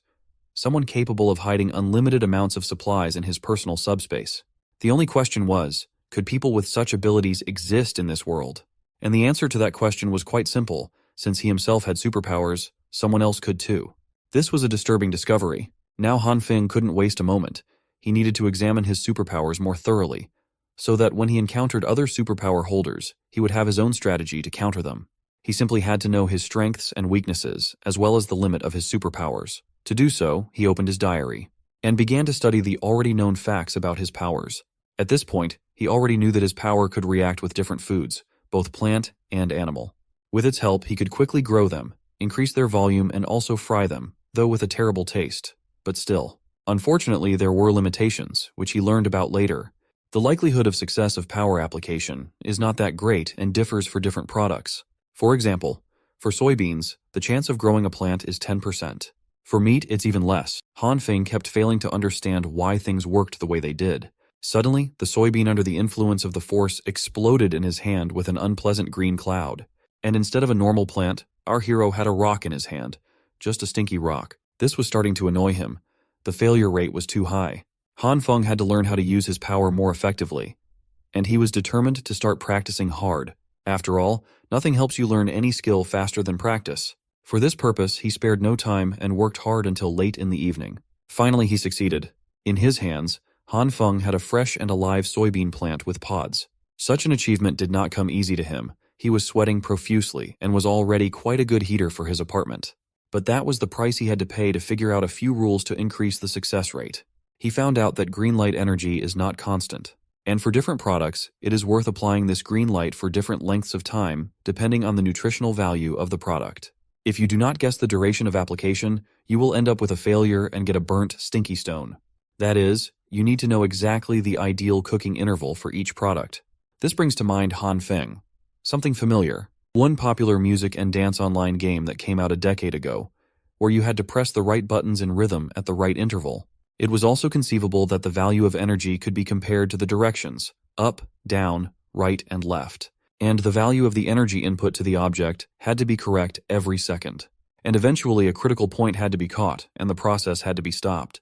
If you do it right, you'll achieve success, and every soybean will become a plant. After the success with plants, Han Feng began experimenting with meat. obviously, but meat was different from vegetables. If you did something wrong in the process, the meat would then turn into a disgusting black slurry. However, the principles in turning meat were still supposed to be similar. The first place to start was to determine how much energy the meat needed.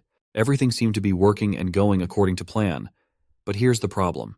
The chicken leg exploded just like the previous ones with a nasty black slurry. It looked like it would take him even longer to learn how to work with meat than with plant food. Time after time, Han Feng tried and failed. The chicken legs exploded one after another. There seemed to be no end to this series of failures. Finally, our hero's patience ran out. He even cried out in despair, cursing this damn ability with an increased level of difficulty. However, the hero was not one to give up, and while the snowfall outside the window only intensified and the temperature dropped even lower, Han Feng did not stop trying. Traces of it were all over the kitchen. And then came the moment of truth. The last chicken leg. Our hero was already doing everything on automatic with an absent expression on his face and did not even hope for success. Up and down, left and right, red and green energy. It felt like an overly complicated mini-scale game to him. It was repeated one after another, and as soon as he made a mistake, he had to start all over again. The tension was at an all-time high, and this time Han Feng succeeded. He managed to grow the chicken leg to a gigantic size. With a snort of disdain, our hero said that it was worth it, and collapsed exhausted but happy on the floor. He had finally found a way to synthesize meat. The weather outside was getting worse by the day. The news announced that today, July 17th, was the third consecutive day of snow disaster. In every corner of the country, the same thing is happening, and it seems that mankind is facing a disaster that happens only once in a few thousand years. In order to ensure the basic livelihood of citizens, the authorities are actively fighting the consequences and taking measures to help citizens. It was to such news that Han Feng woke up the next day. How many times had he heard it before? Empty warnings and promises about how the heavy snowfall had paralyzed transportation, electricity, and internet. But everything would be repaired soon, and all they needed to do was wait a little longer. Soon, humanitarian supplies should arrive in the disaster areas. Finally, the news anchor advised everyone to stay indoors and not to go outside unnecessarily. For Han Feng, there was nothing surprising in all of this. He had heard all of this in his past life. Suddenly, a notification came on his phone, followed instantly by several more. Han Feng immediately saw that it was a group of residents of his house who had started making noise again, and he simply couldn't help but join in the discussion. The noise around was unbelievable. Everyone was discussing the morning news. Some believed that the rescuers would come and help them. Others thought it was all empty promises and made plans to save themselves. Only one avatar stood out from the crowd and asked the gullible if they really believed what was being said on the news. It was old Uncle Liu, and he absolutely did not believe what was being said on TV. If everything was under the control of the government, the rescue teams would have arrived long ago. Instead, he had heard rumors from old friends that the government was assembling armored vehicles, tanks, and other heavy weapons in City A, the capital of the country. They are probably preparing for the war that is about to break out. After hearing the very real possibility of an all-out war against an unknown enemy, a chilling silence swept through the group chat full of paranoid survivors. Then came the eruption of concerns, asking Uncle Liu if what he said was true. If it was, weren't they basically done for? Meanwhile, Han Feng was just fascinated by the coming up of the issue of war. He had heard something about this progression in his previous life. Mr. Jiang interjected to quiet all the noise. He asserted that if what Uncle Liu said was true, then they had to start taking survival measures to save everyone. Some owners in the neighborhood had already run out of supplies. With support resources from the government still uncertain, he proposed organizing for those who were facing difficulties. He passionately suggested that those with ample supplies donate some of their stash. To serve as an example, Mr. Jiang pledged to donate half of his supplies to anyone in need. Other owners quickly discussed what was being put forward in hushed tones. One guy wholeheartedly agreed with Mr. Jiang's proposal, as everyone was just trying to get through the crisis. He pledged to donate what he could and even roped in Li Hyona. She knew this crazy guy, Wu Kuan-yu. That man was trying to humiliate her in front of everyone just because she rejected him before. So, Li Hyona had to play some defense, bringing out her meek girl persona while apologizing as she didn't have any spare supplies left. Most of her simps immediately jumped to defend the witch. This little commotion almost made the plan to organize impossible, as they couldn't even unite themselves with selfless acts. But donations eventually started pouring in. A lot of people must have been moved by Mr. Jiang's impassioned speech. Food, clothing, medicine, all the necessities were put forth. Mr. Jiang expressed his gratitude to those who were willing to help. Since there were quite a lot of people to manage, he thought it wise to appoint some owners to take charge of the operation. He would naturally lead the team, It would be an interim emergency committee responsible for planning and distributing donated supplies. Han Feng smirked as soon as he read the announcement. This interim committee thing happened in his previous life too. Sometime later, it would be revealed that it was all a scheme to take other people's resources. Today was the 19th of July, the 5th day of the apocalypse. Temperatures outside had already dropped to -40 degrees. Now was finally the day when the building's central heating system was no longer running due to the extreme frost. Everyone was desperately thinking and trying ways to keep their bodies warm without the convenience of heaters. Some managed to make a tiny fire inside their homes. It was the same as the previous timeline. It was terrible now, but the situation would only continue to get worse. The exception to this was our MC, of course. Han Feng was set with all his failed experimental charcoals, perfect for fueling his fireplace. On the table was a fizzy iced cola and a scrumptious slice of strawberry cake. As for Han Feng himself, he was doing what most of us would do in his situation. Playing single-player video games while not giving a damn about the outside world. But his peace would be interrupted by a sudden phone call. Taking a break from gaming, he picked up the call while sipping on Coke. On the line was the person in charge of Block 8. They planned to clear the roads in 20 minutes and were in need of manpower in the basement car park. Han Feng resisted cursing this random guy out. These people still didn't get it yet. The snow wouldn't stop piling up. Against his will, Han Feng still chooses to leave the comfort of his home and go down to the main lobby.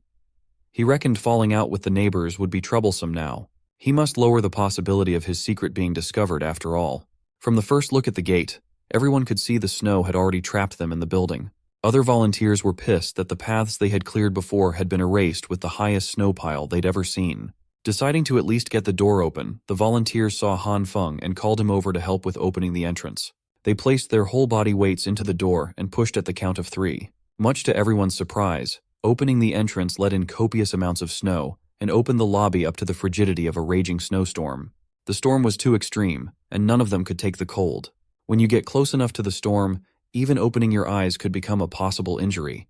Han Feng regretted leaving his cozy couch to subject himself to manual labor and frostbite. If people went out in that weather, death wouldn't be far-fetched. Thankfully, the rest of the volunteers also came to the same realization. Only an idiot would try to go out in that temperature. Speaking of idiots, he was finally here. A voice that sounded all too familiar in Han Feng's ear. It was none other than Homeless Joe, also known as Brother Lee. He was roasting everyone for acting like cowards when they needed to be imposing at tough times like this. The volunteers shivered in their boots while trying to talk Brother Lee out of his stupidity. No one should go out in the harshness of that snowstorm. Brother Lee was built different, though. First, he finished the cigarette he was smoking in one puff. Pumped to go in like the madman that he was, Brother Lee plowed through the snow, trapping everyone in with his hands. The dumbass started chanting like an anime character while literally punching the snow, scattering the pile all over the place. He continued doing this for a while. He even managed to dig a Homeless Joe-sized hole in the middle of the human-length pile of snow.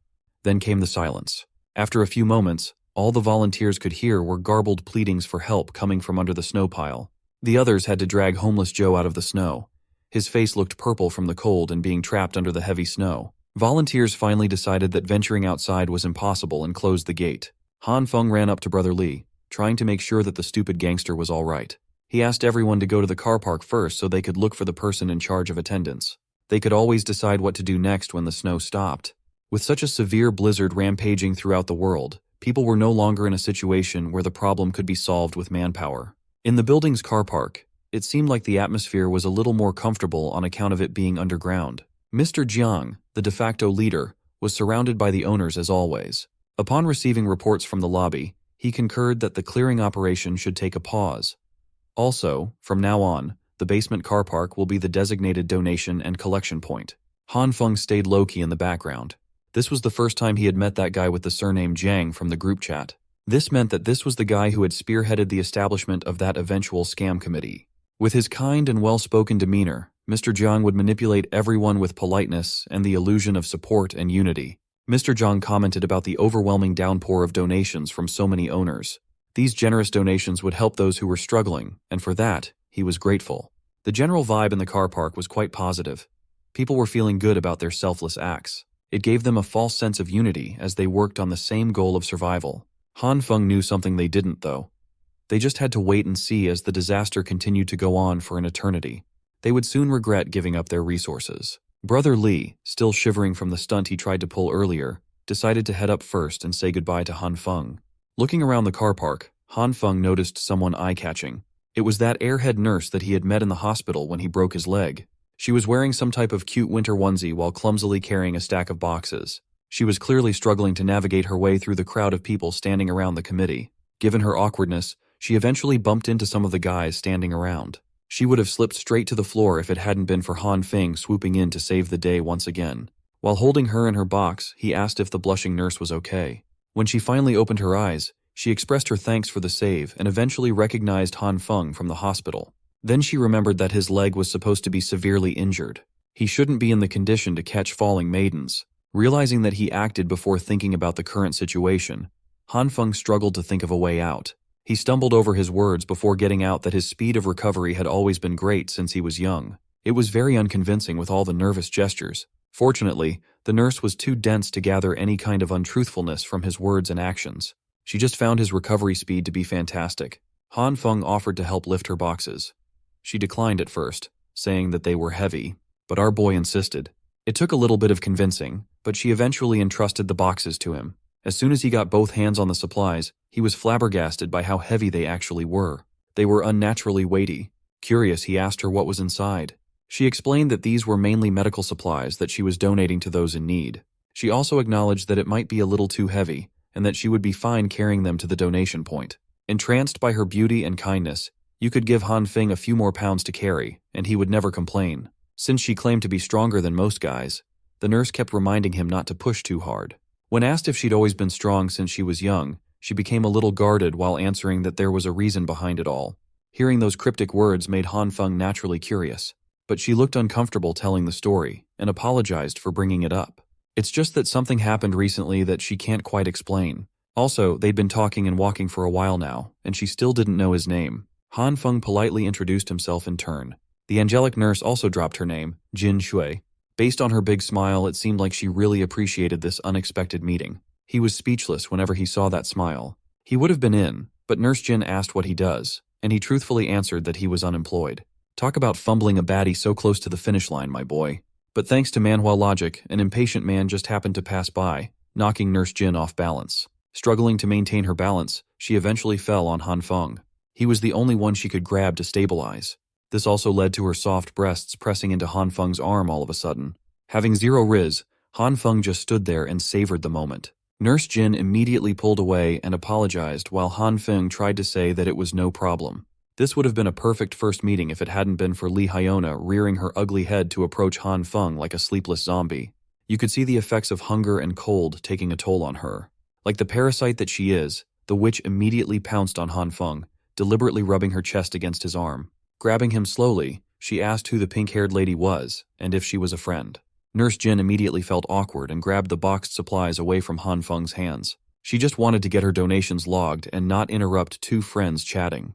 Han Feng asked why Hyuna was down here while he regrettably watched Nurse Jin scurry her way to the donation point. The witch explained that she came to get some supplies, noting that she was worried about Han Feng, given his inactivity. He scratched his head and told her that he was just about to send a message. She called him a liar, seeing as he was happily chatting away with another lady just now. Then came the inquiries about whether he had any spare food supplies at home. She claimed that she was almost out of food and was wondering if she could share some of Han Feng's. He didn't get pissed off or anything like that. On the contrary, he smirked. Continuing his simp act, Han Feng claimed that he didn't have much food left either, but could spare some to share. But he'd only share food with people who reply to messages. Acting forward, he grabbed the witch by the waist and asked if she would be willing to accompany him to his place for a few days. Not used to the more confident version of her supposed simp, the witch lost her composure for a second. She pushed him away and smiled. Li Hyona insisted that if Han Feng wanted to chat, they could just do so online. Taking that as a flat-out rejection, Han Feng turned back to head up to his place. Being in a very desperate situation, the witch grabbed him before he could get far, telling him to wait up. She asserted that he had changed quite a bit recently. Hyuna also claimed that she had always been very serious about her feelings.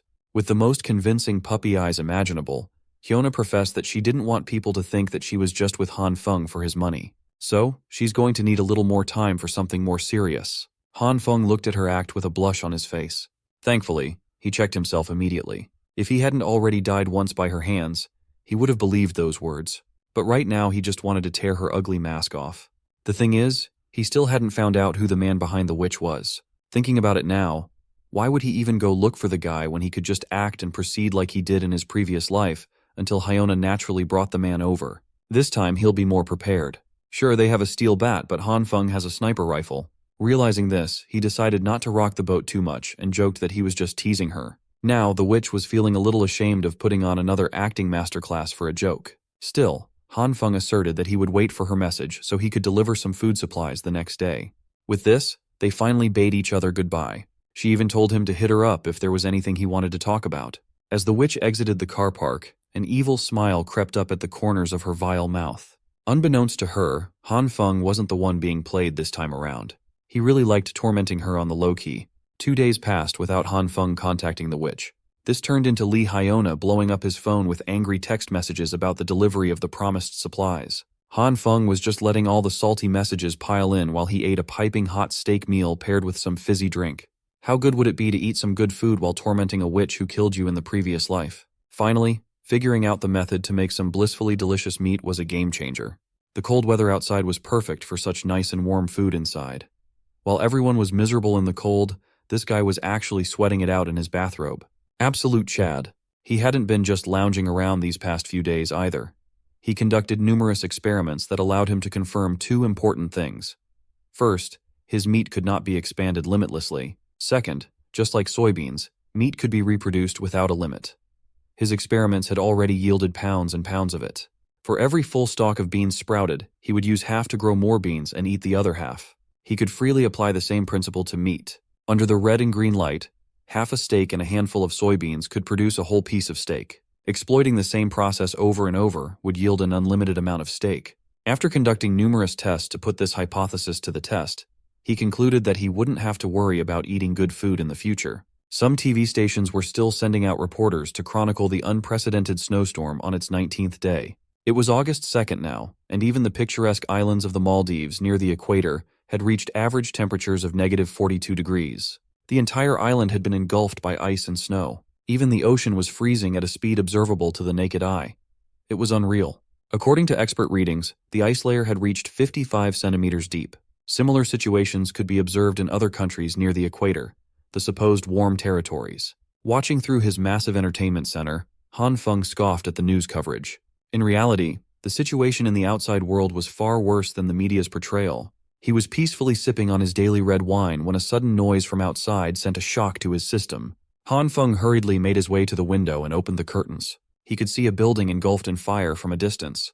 This was the 7th explosion incident in the past few days. Even Han Feng was clueless about the cause. But what was certain was that this was not a good sign. There had been a ramp-up in the number of military helicopters flying through the city too. If he was clueless, so were the rest of the survivors. The situation outside was causing panic among the residents. All of them were basically camping around the basement car park to trade for goods and food supplies. Human greed knows no limits, so there were many residents taking advantage of others, leading to several conflicts and altercations. At the center of all this was Mr. Jiang, who was still playing the role of the reliable leader who provided necessary resources to the destitute for free. Today was a special day as Han Feng decided to go down to the basement car park with the other survivors. He'd only been out of his place for a few minutes, and the cold was already getting to him. Every time he exited the comfort of his home, he regretted his decision. The real reason he came down was to gather some useful information. If it weren't for that, he wouldn't have shown his face to these people ever again. Before he was given the chance to reset, he remembered a rebellion sweeping through the neighborhood. If memory served him right, it should be related to the people in this basement. Right now, they were still standing by their promise to give away resources instead of outright scamming people. To find out what was really going on, Han Feng decided to do some detective work on this messy and chaotic gathering. Based on the long lines in the collection area, it looked like the number of households facing shortages was relatively high. At the front of the line, a man was complaining about how few resources he was getting when he had donated several large boxes of supplies, while Mr. Jiang insisted that everyone was given an equal slice. With a single canned good and one sausage in hand, the man demanded his donated resources back. But the committee couldn't really do that. Since the disaster was ongoing, Mr. Jiang urged the man to look at the bigger picture and promised to pay back the man in cash several times over once things settled down. But a promise of money for an uncertain tomorrow wasn't worth anything right now. Finally, other people in the line started speaking up against the whiny man. They bashed the guy, telling him to stop being so shameless and move along. It didn't take too long for a mob to form around the idea of hating this shameless man who just wanted a few more supplies for his family. They were thoroughly under the influence of the interim committee. Han Feng knew all too well that there was no way for the people in charge to concede their resources in this current situation. But placing yourself on higher moral ground against those who donated more resources at the start of the crisis was equally shameless. Speaking of shameless, the man, the myth, the legend, finally made another appearance in the basement. It was none other than Homeless Joe. Brother Lee. He looked a lot worse than a few days ago. He looked frail, sickly, and thin. It had been a while since the Gun brothers had seen each other. Brother Lee claimed that he wasn't doing too badly, but it was clear that he was. According to him, he was just trembling from being flustered and powerless, not to mention the cold. He was far from doing not too bad. Brother Lee finally admitted that he had been having a difficult time, just depending on drinking water to suppress his hunger, as he didn't have any food left. When the donation drive was in full swing, he donated most of his resources to the committee. In the end, his own supply ran out before the promised end of the snowstorm. In addition, the rations that the committee doled out were too little. If Brother Lee had only known how bad the weather would be, he would have kept more of his personal stash. Realizing that he had a possible solution for Brother Lee's plight, Han Feng pulled the gangster closer to whisper a favor. Brother Lee pulled away in disbelief. Little Han Feng just offered him 4 packs of instant noodles and 2 sausages to do a simple job. Han Feng made a point of asserting that this would put a significant dent in his supplies. The gangster took it as his little bro was looking for an excuse to give him food. He was moved to tears, promising to remember his goodwill for the rest of time. Brother Lee grabbed Han Feng with sincere intensity and assured him that this small matter would be settled without a fuss. As for the food, he could just swing by Han Feng's house later. But first, Brother Lee really needed something to fill his stomach, so he lined up to get some rations. Han Feng was just pleased with the perfect deal he cooked up. With just a few packs of noodles and sausages, he wouldn't have to come down here personally to gather information in the future. He felt a little sorry for Brother Lee, but sticking his nose into other people's business wasn't as important as comfortably lazing on his sofa, eating delicious food, and playing games. Han Feng would have had a perfect journey in the basement car park if he hadn't been spotted by yet another familiar face. After hearing his name, the next thing he saw was a palm heading for his face. Lee Hyona's version of hello for today was a crisp slap across Han Feng's cheek. Not expecting to get assaulted so early in the day, he didn't know how to react to this absurd scenario. With anger in her eyes, Hyuna told Han Feng that he had been a disappointment. The broke bitch proceeded to yell at him for not responding to her messages asking for food. She made sure to raise her voice so everyone in the car park could hear. Han Feng was stun-locked. He just stood there trying to process what was happening. The witch he had been messing with just slapped him across the face in front of everyone. He hadn't even settled her previous life debts yet. Now she's coming into his space and slapping him for no reason? This was blasphemous at this point.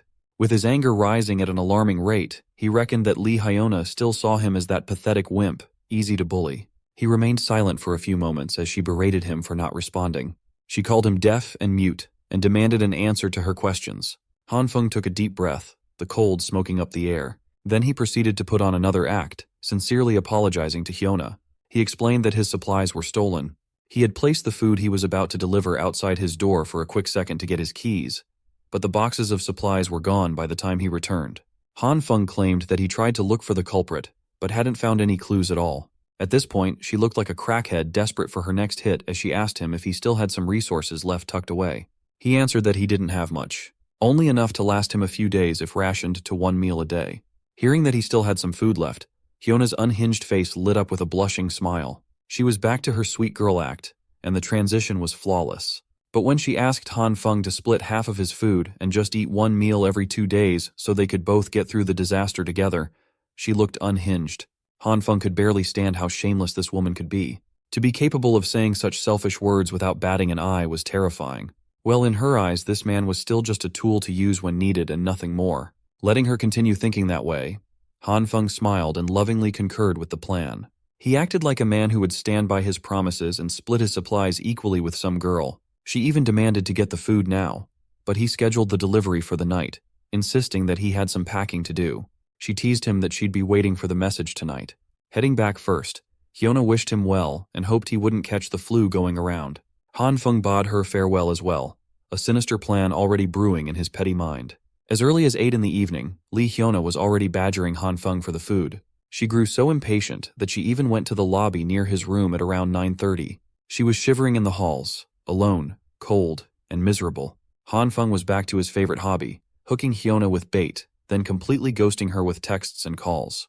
The elevator was busted after weeks of cold without maintenance, so if she really wanted to cause a scene, she'd have to take the stairs up to Han Feng's unit. Seeing no other choice, Lee Hyona swallowed her pride and took the creepy staircase. Halfway through the climb, she was already exhausted, with the cold making her shiver. It was a hellish ordeal. If it weren't for the supplies, she wouldn't be doing all this. The exhaustion kept piling on as she had been starving for a few days now. Each step up the stairs took all the strength she had left. You've got to give it to her. There are very few people who would climb more than 16 floors just to leech off someone's food. Coincidentally, even the emergency lights on the higher floors were also busted. This just made her climb darker and spookier.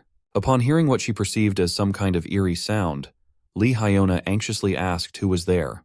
To answer her inquiry, a black plastic bag came directly from the higher floors, on track to land on her pretty little head. Shocked and unable to move, Hyona was forced to just stand there and wait for the black bag to hit her. As soon as the bag landed with a loud bang, the emergency lights kicked back on, and white dust filled the staircase. The always cheerful and smiling Lee Hyona was blasted with flour all over her head and body. In front of her was Han Feng.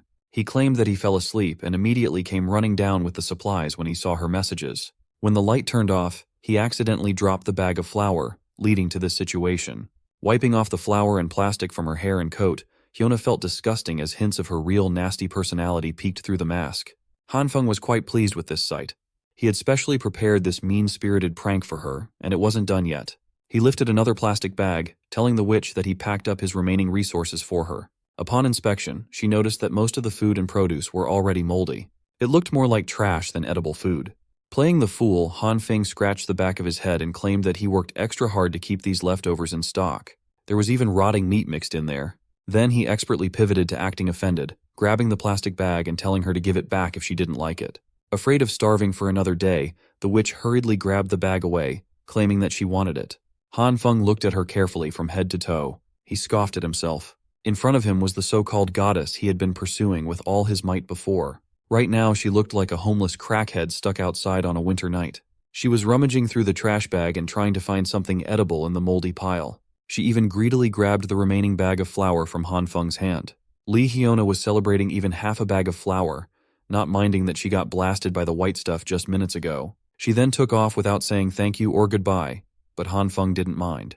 Giving her his literal garbage to eat should be enough to give the witch some stomach problems for a few days. Showering in this weather was also impossible, so she would have to walk around with all that flour sticking to her body for a while. As Han Feng cheerfully headed back to his place, he started feeling something weird. He played it off as if he hadn't noticed, but there was something moving in the background. Keeping his wits about him, Han Feng acted naturally, heading to his unit.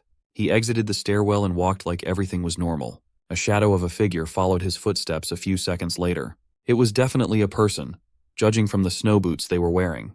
Taking advantage of the surprise factor, Han Feng actually hid behind the door and pounced on the unknown figure tailing him. He made sure to grab the mysterious person firmly and aggressively, taking them down to the ground. Just as he was about to punch the bastard trying to spy on him, something made Han Feng pause, his hostility dying down. The one tailing him turned out to be a girl with messy hair, sleepy eyes, and ultra-thick glasses. What the hell is going on, bro? Han Feng could think of only one reason why she could be here at this late hour. She must have been spying on him, and our hero wanted to find out her intentions. But all he got in response was silence and a blank stare from under her glasses. The girl was obviously not a chatty one. She didn't say a word, and Han Feng, surprised by this behavior, decided to use more weighty arguments to make her talk. He threatened to take off her coat right here in the cold if she didn't talk. Even that wasn't enough to loosen her tongue. Han Feng got tired of messing with her and decided to let her go this time. But next time, she might not be able to count on such favor if she spied on him. Now she had to stop her silent games and hurry to her home before she got cold. As our hero was about to leave, he suddenly felt someone grab his sleeve. This silent girl wasn't going to let him go so easily. Although Han Feng didn't understand what she wanted from him, she, on the other hand, just stared at him and remained silent. Han Feng told her to stop looking at him, and even threatened her to leave if she didn't tell him what she wanted. But instead of answering, she pointed at something with her hand, and pulled our hero with her. Even a laggard like Han Feng realized he was being shown something. They came to her room. It was surprisingly warm and bright inside. Our hero was even speechless. Looking around, he noticed piles of boxes of supplies. Of course, some of them were empty and the room was full of trash. But the fact that this girl had so many supplies weeks after the apocalypse began was incredible. Had she also prepared in advance? Han Feng directly asked her if she knew in advance that the ice apocalypse would begin, and surprisingly enough, she finally spoke. Although she said some strange things, it turned out that she had done the calculations herself and got the result that predicted a future ice age. She turned out to be the strange person who had been posting in the community chat about the coming of the ice age apocalypse before it happened. Hanfeng, of course, didn't understand what she was talking about. It was hard for such a dumbass to realize that by doing research and calculations, one could sometimes know the future without even being a reborn regressor. But Hanfeng knew that she probably didn't bring him here to talk about her research. And he was right. She had clearly shown him the real reason. The girl had a lot of screens in her room with CCTV footage on them. And on all of them was our hero. On the first footage, he was picking his nose while carrying a pile of boxes in an elevator. On the second, a delivery service was bringing a dozen gas cans into his room. On the third, Brother Lee brought him a gun case, and so on. It turns out that Han Feng's first guess about this girl upon meeting her turned out to be correct. She had indeed been spying on him, and for a long time. She was now more comfortable than ever and didn't hesitate to change her clothes right in front of our hero. Her room was too warm to wear warm winter clothes. Han Feng still managed to blunder and misunderstood and asked why she suddenly decided to undress here. She simply replied that it was hot in here, but of course he meant something else. Why was she doing it here in front of him? He demanded that she should stop immediately and put her pants back on. Eventually, after a while, as much as he was against it, he had to take off his coat too. This girl had dangerous information, and until he resolved this issue, he just couldn't leave. So, summarizing what he understood, Han Feng realized that she was spying on him due to being suspicious of his behavior when he started stocking up on supplies before it even snowed. Fortunately, this monitoring wasn't for the purpose of gathering information on our hero for blackmail, but to find out if Han Feng was smart and capable enough to cooperate. Now it was just a matter of figuring out what she meant by cooperation. Talking was difficult for her, so the girl decided it was better to show. Along the way, of course, making our hero understand everything in his own way. Han Feng couldn't even imagine what she was going to do by making such movements. Of course, pulling out the generator from behind the bed, instead of what you think she was going to do. She just wanted Han Feng to teach her how to use the generator. She was a master of all things computers and books, but the everyday skills necessary for survival were critically lacking. After a while, the generator was up and running steadily. We'll leave out the fact that running a generator in a room is a very bad idea. Let's assume that this generator was hydrogen-powered and was fairly quiet. Han Feng hoped that this would be the end of her requests, but that wasn't the case. Her blue eyes were asking for help again. This time with the hot water boiler. Our hero quickly set it up, and now she should have hot water around the clock thanks to the generator's power. But still, Han Feng advised her to save water and remember to close the tap. Next, she asked for help with the refrigerator. It was an unimaginable mess, and our hero had to teach her that raw meat should be put in the freezer, not in the refrigerator. Otherwise, it will quickly spoil. Also, she had to keep everything clean or she would soon get sick. And he wasn't going to do all this for her. She had to do it herself. Han Feng couldn't understand how she had lived to this point without knowing such basic things. He even had to show her how to change and connect the gas cans to the stove. She had to remember the safety precautions and clearly repeat all his actions. It only got more complicated from there. Han Feng had to teach her how to cook and roast food on the fire. Finally, when our hero was completely exhausted, a delicious dinner was ready, and he advised her to eat while the food was still hot. He himself couldn't understand how he'd gotten to this life. He had to spend all day babysitting an adult child. His new friend's ability to take care of herself was too low. Although she didn't seem to be embarrassed at all, the dinner was just too delicious. Han Feng realized that there was no understanding on this matter and awkwardly excused himself by saying that he was just joking. He was incredibly tired for the day and couldn't dream of anything else but his warm bed. Turns out he wasn't the only one tired during the day. When he turned his attention to the girl, she was already asleep, and the table with food as a bed suited her just fine. This was the first time Han Feng had ever seen someone fall asleep while eating, but still, he decided to carry her to the bed. Who would have thought that he would spend the day teaching a child? During the night, the snowfall only intensified and the temperature dropped even lower. Han Feng had just woken up, and he already had guests demanding his attention. It was the same girl again. She had brought gifts to thank him for his help. Even our hero was surprised by her generosity. She had brought so much. But after Han Feng took the boxes away, she continued to stand at the door and wasn't going to leave at all. That look he already knew. She wanted to ask for another favor. She had brought a generator with her and asked him to teach her one more time. She didn't seem to have memorized yesterday's lessons, so Han Feng had to start all over again. After a few days of talking to the girl, he realized that she was a complete idiot when it came to survival. She was also critically lacking in common sense and understanding of what was appropriate and what was not. But she didn't give up, and every day she dragged Han Feng to her room to be taught survival and everyday skills. After a while, she finally managed to cook something remotely edible and resembling a meal. Even such a cooking skill Han Feng considered an improvement. Previously, even dogs wouldn't want to eat such a thing. But in an ice apocalypse, even humans would line up for such food. After so long, Han Feng finally decided to find out the girl's name. She introduced herself as Zhao Xinggan. It was still a mystery to Han Feng why she spoke so strangely and what was wrong with her. But he wasn't going to leave her to her fate. Meanwhile, downstairs in the basement where supplies were being distributed to the needy residents, things were not calm at all. The hungry residents were fighting amongst themselves for what little supplies they had left. Chaos reigned, and the residents began taking supplies from each other, arguing that no one could prove whose supplies it was. The weak simply fell from powerlessness, and the strong tried to grab more. It seems that the quiet days in this community are over. People were fighting for resources they felt entitled to. They guarded what little they managed to loot with their lives. Any attempt at stealing quickly devolved into mindless violence. These people punched and kicked one another mercilessly until their fists and shoes were bloodied. While everyone was hastening the collapse of civilization, Mr. Jiang remained calm throughout the storm. He amplified the volume of the megaphone in his hands and stopped the fighting altogether as everyone covered their ears in pain. Bro was using a real sonic attack. That's a real supervillain. After a few seconds of that grating feedback sound, Mr. Jiang finally addressed his fellow survivors. He asked them if they had had enough of the fighting.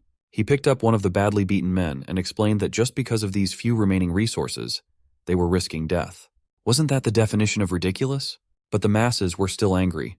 Mr. Jiang was the one who suggested the donation system, and now they only received a packet of noodles every few days. If they didn't die fighting, they would die starving. Mr. Jiang pretended as though he was listening to their complaints about the problem with resource distribution or the lack thereof. He turned to his people and stood on business. If they were fighting for such ridiculous reasons, then perhaps they deserved to starve to death. Mr. Jiang posed the question of who caused this situation in the first place and urged them to think carefully. The irritated masses blamed him for this. He picked up a piece of bread and started working his magic as he helped the people remember what was really happening. Bread that was originally sold for a few dollars could now be bought from those with abundant resources for tens or even hundreds of dollars. The elite squeezed the unfortunate dry. It came to the point of splitting a piece of bread into 5 or 10 pieces to be auctioned. They used the disaster to get rich. As for those down in the dumps in the basement car park, they had long since run out of cash and resources. But here they were, having an internal strife due to the system that used to work.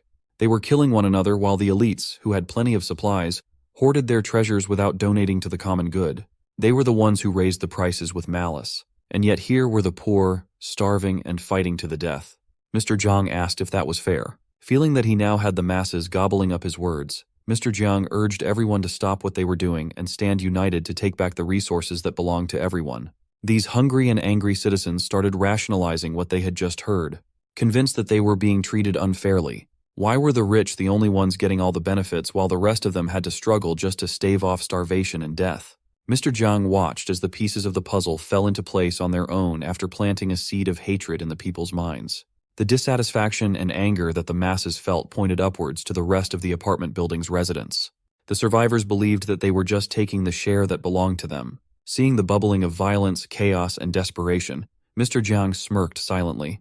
In the midst of the mounting chaos, Homeless Joe, also known as Brother Lee, could be seen. Of all the people, he was the only one who could see through the bullshit of that speech. The people had practically gone mad, and something big was about to happen. He had to inform Han Feng as soon as possible. In Han Feng's room, he was just lounging around, pretending to read a book while snoring. He was woken up by the ringtone of his phone. He received Brother Lee's texts about the trouble brewing up in the basement car park. With Mr. Jiang's continuous incitement, the people were now planning to snatch resources from everyone else. They were going door to door and prying locks open. These raiders were armed and ready to cause harm. Brother Lee advised Han Feng to hide and not face these lunatics head-on. He could only hope that Homeless Joe could take care of himself out there. Han Feng did not expect things to turn out like this. Although he bought 2 guns in case of a crisis, the idea of using them against another human mortified him a little. Furthermore, if the people had formed such an organized operation and revealed his resources, they would certainly have been gunning for him crazily. They would eat him up and leave nothing but bones. And for that, he needed to be prepared for all kinds of scenarios. For now, he retrieved a bunch of wires, tools, and a couple of fire extinguishers from the stockroom. Using this stuff, he tried to rig his door by crudely strapping live wires on the doorknob for security reasons. Upon finishing his janky rig, Han Feng slowly unfurled the wire on the floor. His little experiment was interrupted by the sudden loss of power, though. From above, It was clear that every building in the area had lost power at the same time. Some people tried to contact management, but they lost contact with those people long ago. Han Feng reckoned that with the snowstorm intensifying and the overloaded usage of power by people trying to keep warm, this blackout would have happened sooner or later. Moreover, the snow built up in most areas, and the abysmal temperatures outside made it impossible for maintenance. Considering all the factors at hand, the power failure and signal loss might be permanent this time around. Once the people realized that the power was never coming back, things would only go downhill from there. Their feelings of panic would only lead to an even more serious rebellion movement. And that's when the real hell would begin. 30 minutes before the power went out, the witch, Li Hyona, was greedily shoving noodles down her gullet. Her current benefactor was bragging about how he bought resources at 50 times the market price some time ago, and those poor people could not resist as they shut their mouths and sold. For all the resources he had in stock, he only spent $500,000. He also started the practice of auctioning supplies, letting the poor fight just to get a crumb from him. Using this tactic, Blondie earned quite a lot. He ran his hand alongside Li Hyona's face and asked if she thought she had made the right decision to follow him. The witch smiled and cheerfully nodded. The rich prick was already thinking of doing anything he wanted with this pretty girl, as long as he had the resources to buy her obedience. Their moment was interrupted by the sound of hurried footsteps pouring into the hallway. It was the car park people, and they brought tools to break doors open in the middle of the night. Blondie overheard that he was being specifically targeted for spearheading the rise of prices in the group chat. The raiders started banging and kicking his door, trying to force it open. Blondie might be rich, but could all that cash save him from what was coming? He stood there, unsure of what to do as the people continuously tried to break in. Finally, the crazed cult of Mr. Jiang's hungry soldiers had gone full tilt. The snowstorm continued to rage on, not showing any signs of stopping anytime soon. Inside Han Feng's stronghold, the mess had accumulated as wires and supplies littered the ground. He was still working on his Home Alone-style trap on the door, causing a lot of mess. Han Feng did everything he was supposed to do to rig the door, but the energy reading indicated that there was no power going through. Just as he was wondering what went wrong, the hurriedly tied-together bunch of wires exploded and burned. The line must have become live right then and there. Caught in the blast, Han Feng coughed and tried to recover. He extinguished the fire on the wire. He still could not figure out what he was doing wrong and what was making the process so difficult. If the internet were still working, this would not be a problem at all. Unfortunately, someone started knocking on his door without him getting his door trap up in time. Han Feng stood up and carefully looked through the peephole to confirm who was on the other side of the door. He could not see a face, but he saw someone with a very short stature and hair sticking out. It was that outcast girl again. This time, she came over with her signature nonchalant face while asking for help. This was not a good time for Han Feng, as he was busy trying to improvise some traps inside. But then he remembered the incident that sent him back to the past, when he was seduced by a witch and clobbered by a madman. He released his grasp from the door handle, fearing what might be lurking on the other side. Han Feng warned the girl that people were breaking down doors and robbing supplies. Instead of letting her in, he just told her to return home quickly, as he wouldn't open the door for her. Outcast girl stood in the gloomy, cold hallway. Silence filled the air. Then she started banging on the door even harder and louder. When Han Feng still refused to let her in, she chose to sit and shiver at the entryway's floor. The cold was getting to her, and the voices of the raiders were starting to grow louder as they reached Han Feng's floor. They did not care how many residents lived on the 18th floor. They just came here to break every door open. Two rough-looking men surveyed the 18th floor hallway and celebrated the fact that they were the first ones to arrive. They immediately divided up the rooms to ransack.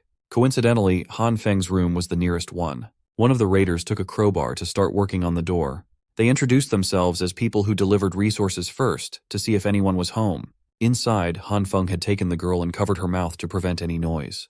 When the raiders did not hear any response from the inside, they proceeded to try and force their way into the room using a single crowbar. Han Feng quietly assured the outcast girl that those bastards wouldn't be able to make a dent in his reinforced door. Hearing his reassuring words, she visibly calmed down. The door handle flipped up and down multiple times, but the raiders could not figure out a way in. With the sturdy door getting them nowhere, the raiders decided to mark Han Feng's place and proceed to the next door first. It was a good thing that the reinforced door and handle were installed. With 5-centimeter thick iron plates reinforcing the frame, even the contractor who installed it was shocked. Han Feng was so busy feeling good about his decisions that he forgot to let go of the girl's mouth. He was too afraid to make a noise and attract attention. Still, Outcast Girl thanked him for taking her in before the raiders saw her sitting outside. They opted to wait a few more minutes just to be sure, but it sounded like those raiders were gone now. Han Feng immediately got back to fixing his trap. If he could do this right, Those who dared to touch his door again would get electrocuted to death. The girl curiously asked what he was doing, and he introduced it as his electrocution defense measure. He even condescendingly told her that she wouldn't understand even if he explained. Well, he didn't even understand the thing himself, and installing this electrocution device was proving impossible. Little did he know, she was an expert when it came to anti-theft devices and voltage differences. These were very simple concepts for her. So, Outcast Girl coached Han Feng from the side, instructing him to cut the power supply while wrapping the bare wire around the door handle carefully. From there, they connected the next wire from the circuit box to the handle and, for the finale, turned on the power supply. When he measured the live current in the handle, the tester indicated a high level of electricity. When asked how she knew about this complicated stuff, she answered that the true eye of the evil king possessed the ability to see the truth of everything in the world. Since his trap was done with the help of Outcast Girl, he asked what she needed help with. She did not bother telling a story or anything like that. She just emptied out the contents of her backpack on the couch, ignoring Han Feng. Then, the girl boldly declared that the true eye of the evil king would be staying in this place from now on. It took Han Feng a second to process what he had just heard. He was obviously very opposed to having this girl living in his private space, and desperately urged her to go back to her house quickly. Han Feng was so flustered by the idea that he tripped on the wires coiled around the floor, his body launching forward. After wobbling for a few seconds, he fell on the solid ground, making a mess in the process. On his hands was a bright purple color emanating a bizarre energy. Tripping on his feet and falling on the ground should have hurt quite a lot. But it didn't. That was when he noticed where he fell. His coffee table, which was solid just a second ago, had turned into some sort of moldable and clay-like form. Could it be that he unconsciously made the coffee table turn soft? Han Feng finally noticed the purple light dancing around his hands and immediately connected it to the bizarre soft property of the table. Even the toolbox and the tools nearby had turned wonky upon being touched by the light. He grabbed a hammer, and the metal head bent on itself. Han Feng waved the hammer around, and it started losing its shape. In simple terms, the purple light could cause items to turn soft somehow. Outcast Girl witnessed this bizarre incident with her own two eyes and did not make a peep. She was so quiet that he forgot there was someone else in the room, and got too carried away figuring out his new ability. Outcast Girl just looked at him with the same blank stare. Then she lit up and labeled him as an emissary chosen by the true eye of the evil king, whatever that might mean. Han Feng chose to play along, assuming the role of a subordinate selected by the evil king instead of revealing his power. This girl's thinking seemed peculiar, so he might get away with it. As fellow emissaries, she proposed that they help each other, meaning Han Feng's apartment, where he rested, should be shared. Just as he was about to outrightly reject her again, Outcast Girl was already heading toward one of the rooms as if she owned it. He hadn't even agreed to the proposal yet, and that lady already thought they were building a lair for the evil king. It wasn't too big of a problem, so he just let her be. What was more important right now was to figure out what exactly that purple light was. At a cursory glance, it seemed to have the ability to turn things soft, which meant he possessed more than just two kinds of lights. Maybe there were many more that he just hadn't discovered yet. The inciting incident was him tripping over the cables and almost crashing into the coffee table that had turned soft. It would be logical to try to recreate the feeling of that moment to reproduce the power. After concentrating on that image for a while, Han Feng managed to summon the purple lights again. He was getting the hang of calling his powers automatically now. The first thing he tried it out on was the cables that triggered the discovery in the first place. Then, he branched out to other things, namely, a sharp kitchen knife. Curious, he activated the purple light, and its grimy essence quickly swallowed the whole blade. He was shocked to see that the softening effect had no problem working on steel as well. It got so soft that the once sharp knife felt like jelly wrapping around his skin. After that, he went on a spree and tried this softening touch on many other materials too. Every household material he could think of was susceptible to the power. The longer he used the purple light, the softer they became. Other than altering an object's softness, there were no other changes. By itself, the purple light's effect was pretty useless and impractical. Then, another idea struck Han Feng, a concept that he was already familiar with. What if he combined two different kinds of light? What if he mixed purple and green and applied them to a softened object at the same time? It did not take him long to get good at merging two lights into one. He grabbed the softened and melted-looking kitchen knife, applied purple and green lights all over it, and screamed, "Bankai," as if he was from Bleach. Much to his surprise, it really worked. The melted and softened kitchen knife returned to its solid state, tough and sharp as ever. Hell, he could even use the blade as a mirror, considering how polished it looked after applying the combined lights. He surveyed the room and found a box of tissues lying around. Curious, Han Feng did the same thing to a piece of tissue paper and tried to bend it out of shape. He had a very hard time doing so. which meant that he could change the toughness of an item when two different lights were combined. Moreover, the toughness that green and purple lights imbued in these objects was quite extreme. Speaking of toughness, doesn't he have a very important and practical use for this ability? Meanwhile, the owners who had raided other people's supplies were starting to act selfishly as they refused to hand over the resources they stole, choosing to keep them for themselves in fear of running out. They argued that they didn't want to split their hard-earned haul with the women and elderly, but they still had to keep it a secret, or they could get screwed if it leaked. While the raiders were plotting their shameless crime, one of them noticed something odd happening on the walls. Much to their disbelief, the wall of the 18th floor appeared to be wriggling around. Shining a light on its surface, a face started emerging from the supposedly solid concrete wall. It moved and grimaced as if it were trying to break free of the wall's clutches. The raiders might be tough criminals when they pillaged for resources, but this was something unexplainable and downright horrifying. As soon as the face's arms joined in, as though it were a ghostly apparition trying to break through the mortal realm, it was lights out. Anyone would have thought that they were witnessing paranormal activity in real life. The raiders hurriedly ran back to the floor below, afraid of what the 18th floor might have in store for them. Meanwhile, Han Feng was struggling as breathing while stretching the soft walls with his face was quite a hard thing to do. He had to get out of that soft and clay-like mess before he ran out of oxygen for the sake of experimentation. He picked one of his walls as a testing ground for his combined purple and green light powers.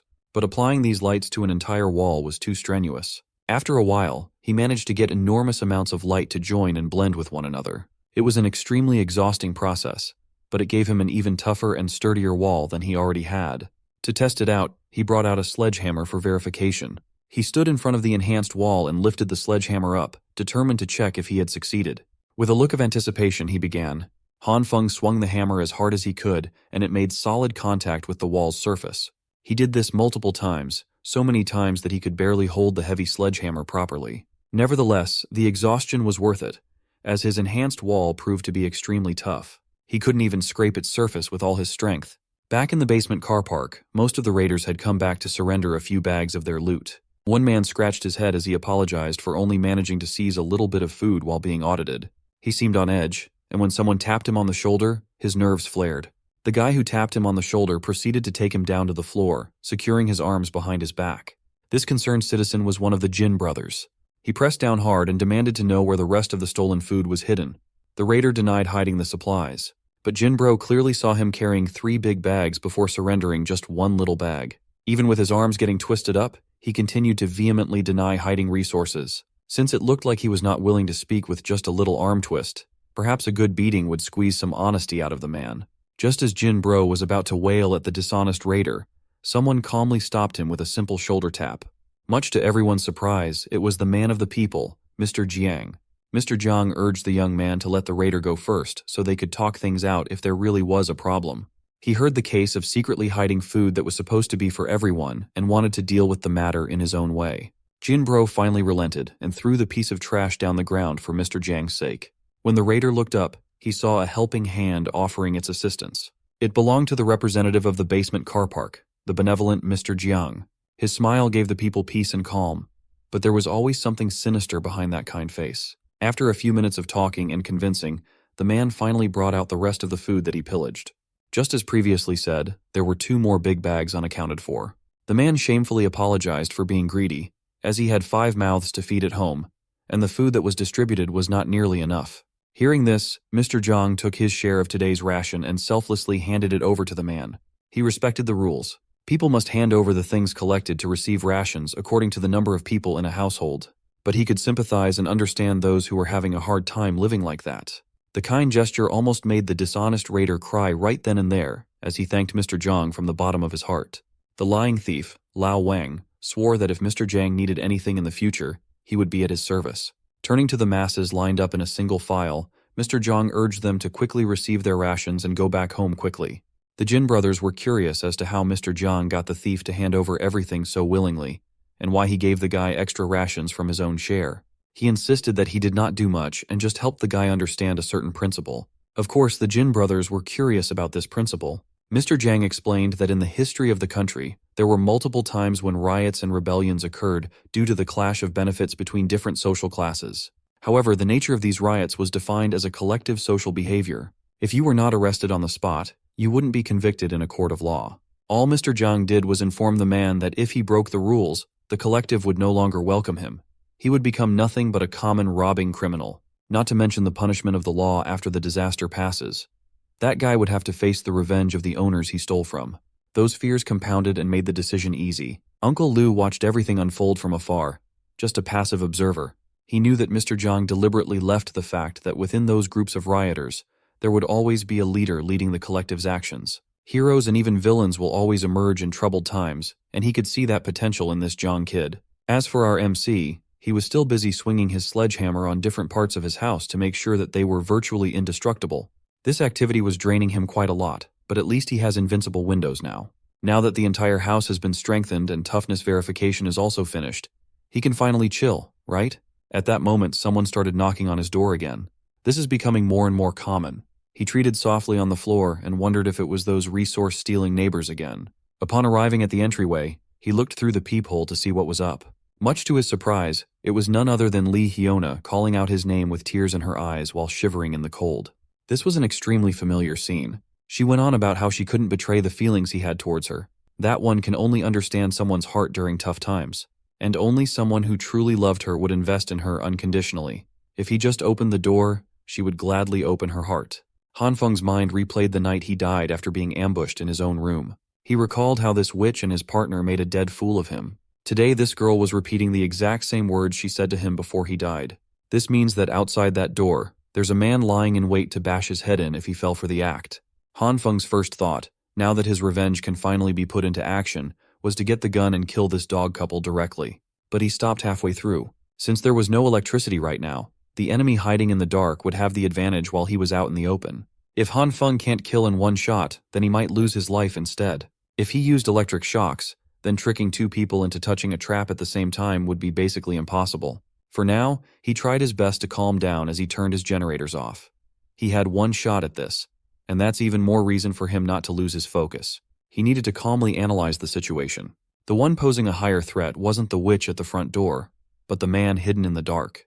Han Feng needs to locate his position and deliver a fatal blow upon stepping out. That first part could be a little tricky though. But he had prior knowledge of how this event happened in the past. As far as he could remember, that man should be hiding in the blind spot behind the door. He estimated the approximate position of his killer through the wall while clutching the sledgehammer tightly. Han Feng had an idea. Although he would need to spend some time to act it out, it could be his best shot. Touching the surface of the wall, purple lights coalesced in his hand as he hoped that this plan would work. Lee Hyuna continued acting like a damsel in distress as she desperately called Han Feng's name to be saved. The man she brought to kill and rob Han Feng was already beginning to change his mind, but she insisted that this loser, Han Feng, had a ton of resources. Truckloads of supplies delivered a day before the disaster. Anyone would jump on the chance to plunder enough resources to feed themselves for quite a few days. But they made the mistake of choosing the wrong superpowered target. The wall behind the killer morphed and moved like clay. A sledgehammer-shaped protrusion came out, seemingly trying to break through the soft wall. The killer was starting to hear some weird noises nearby, but Lee Hyuna was too focused on performing the scam. When the killer identified that the noise was coming from behind, he was too late to turn around. A freaking sledgehammer coated with a softened cement wall collided with his jaw, undoubtedly breaking the whole thing with destructive force. The witch stood back in shock as she watched her partner in crime fly like a rag doll. She asked what happened, but he was in no shape to talk. His body was shivering with agony and cold. It was right then that the seemingly unopenable door slowly creaked open. Han Feng burst out of his room with a fire extinguisher in his hand and a sly little smile on his face. The haggard witch looked at the supposed loser in fear. Before she could even speak another word, Han Feng let that fire extinguisher rip, covering the thought with that white stuff as she screamed in pain. Lee Hyuna was a good actress. She managed to keep her soft cadence as she begged Han Feng to stop spraying her with the white substance. She even ingested some of it, which you weren't supposed to do. The witch coughed and coughed as her body began breaking down from the cold brought on by the extinguishing agent. When she opened her eyes, she saw the rich blonde prick she had brought as muscle to rob Han Feng lying on the floor, convulsing uncontrollably and desperately asking for help. Unfortunately for him, Lee Hyuna wasn't in the best position to provide assistance either. Han Feng's hand emerged from the extinguishing agent fog as he reached for the witch. She reacted quickly, but he managed to grab her hair and scarf simultaneously. It must have been the adrenaline pumping through her system, but Lee Hyuna managed to break free, though she lost a handful of hair in the process.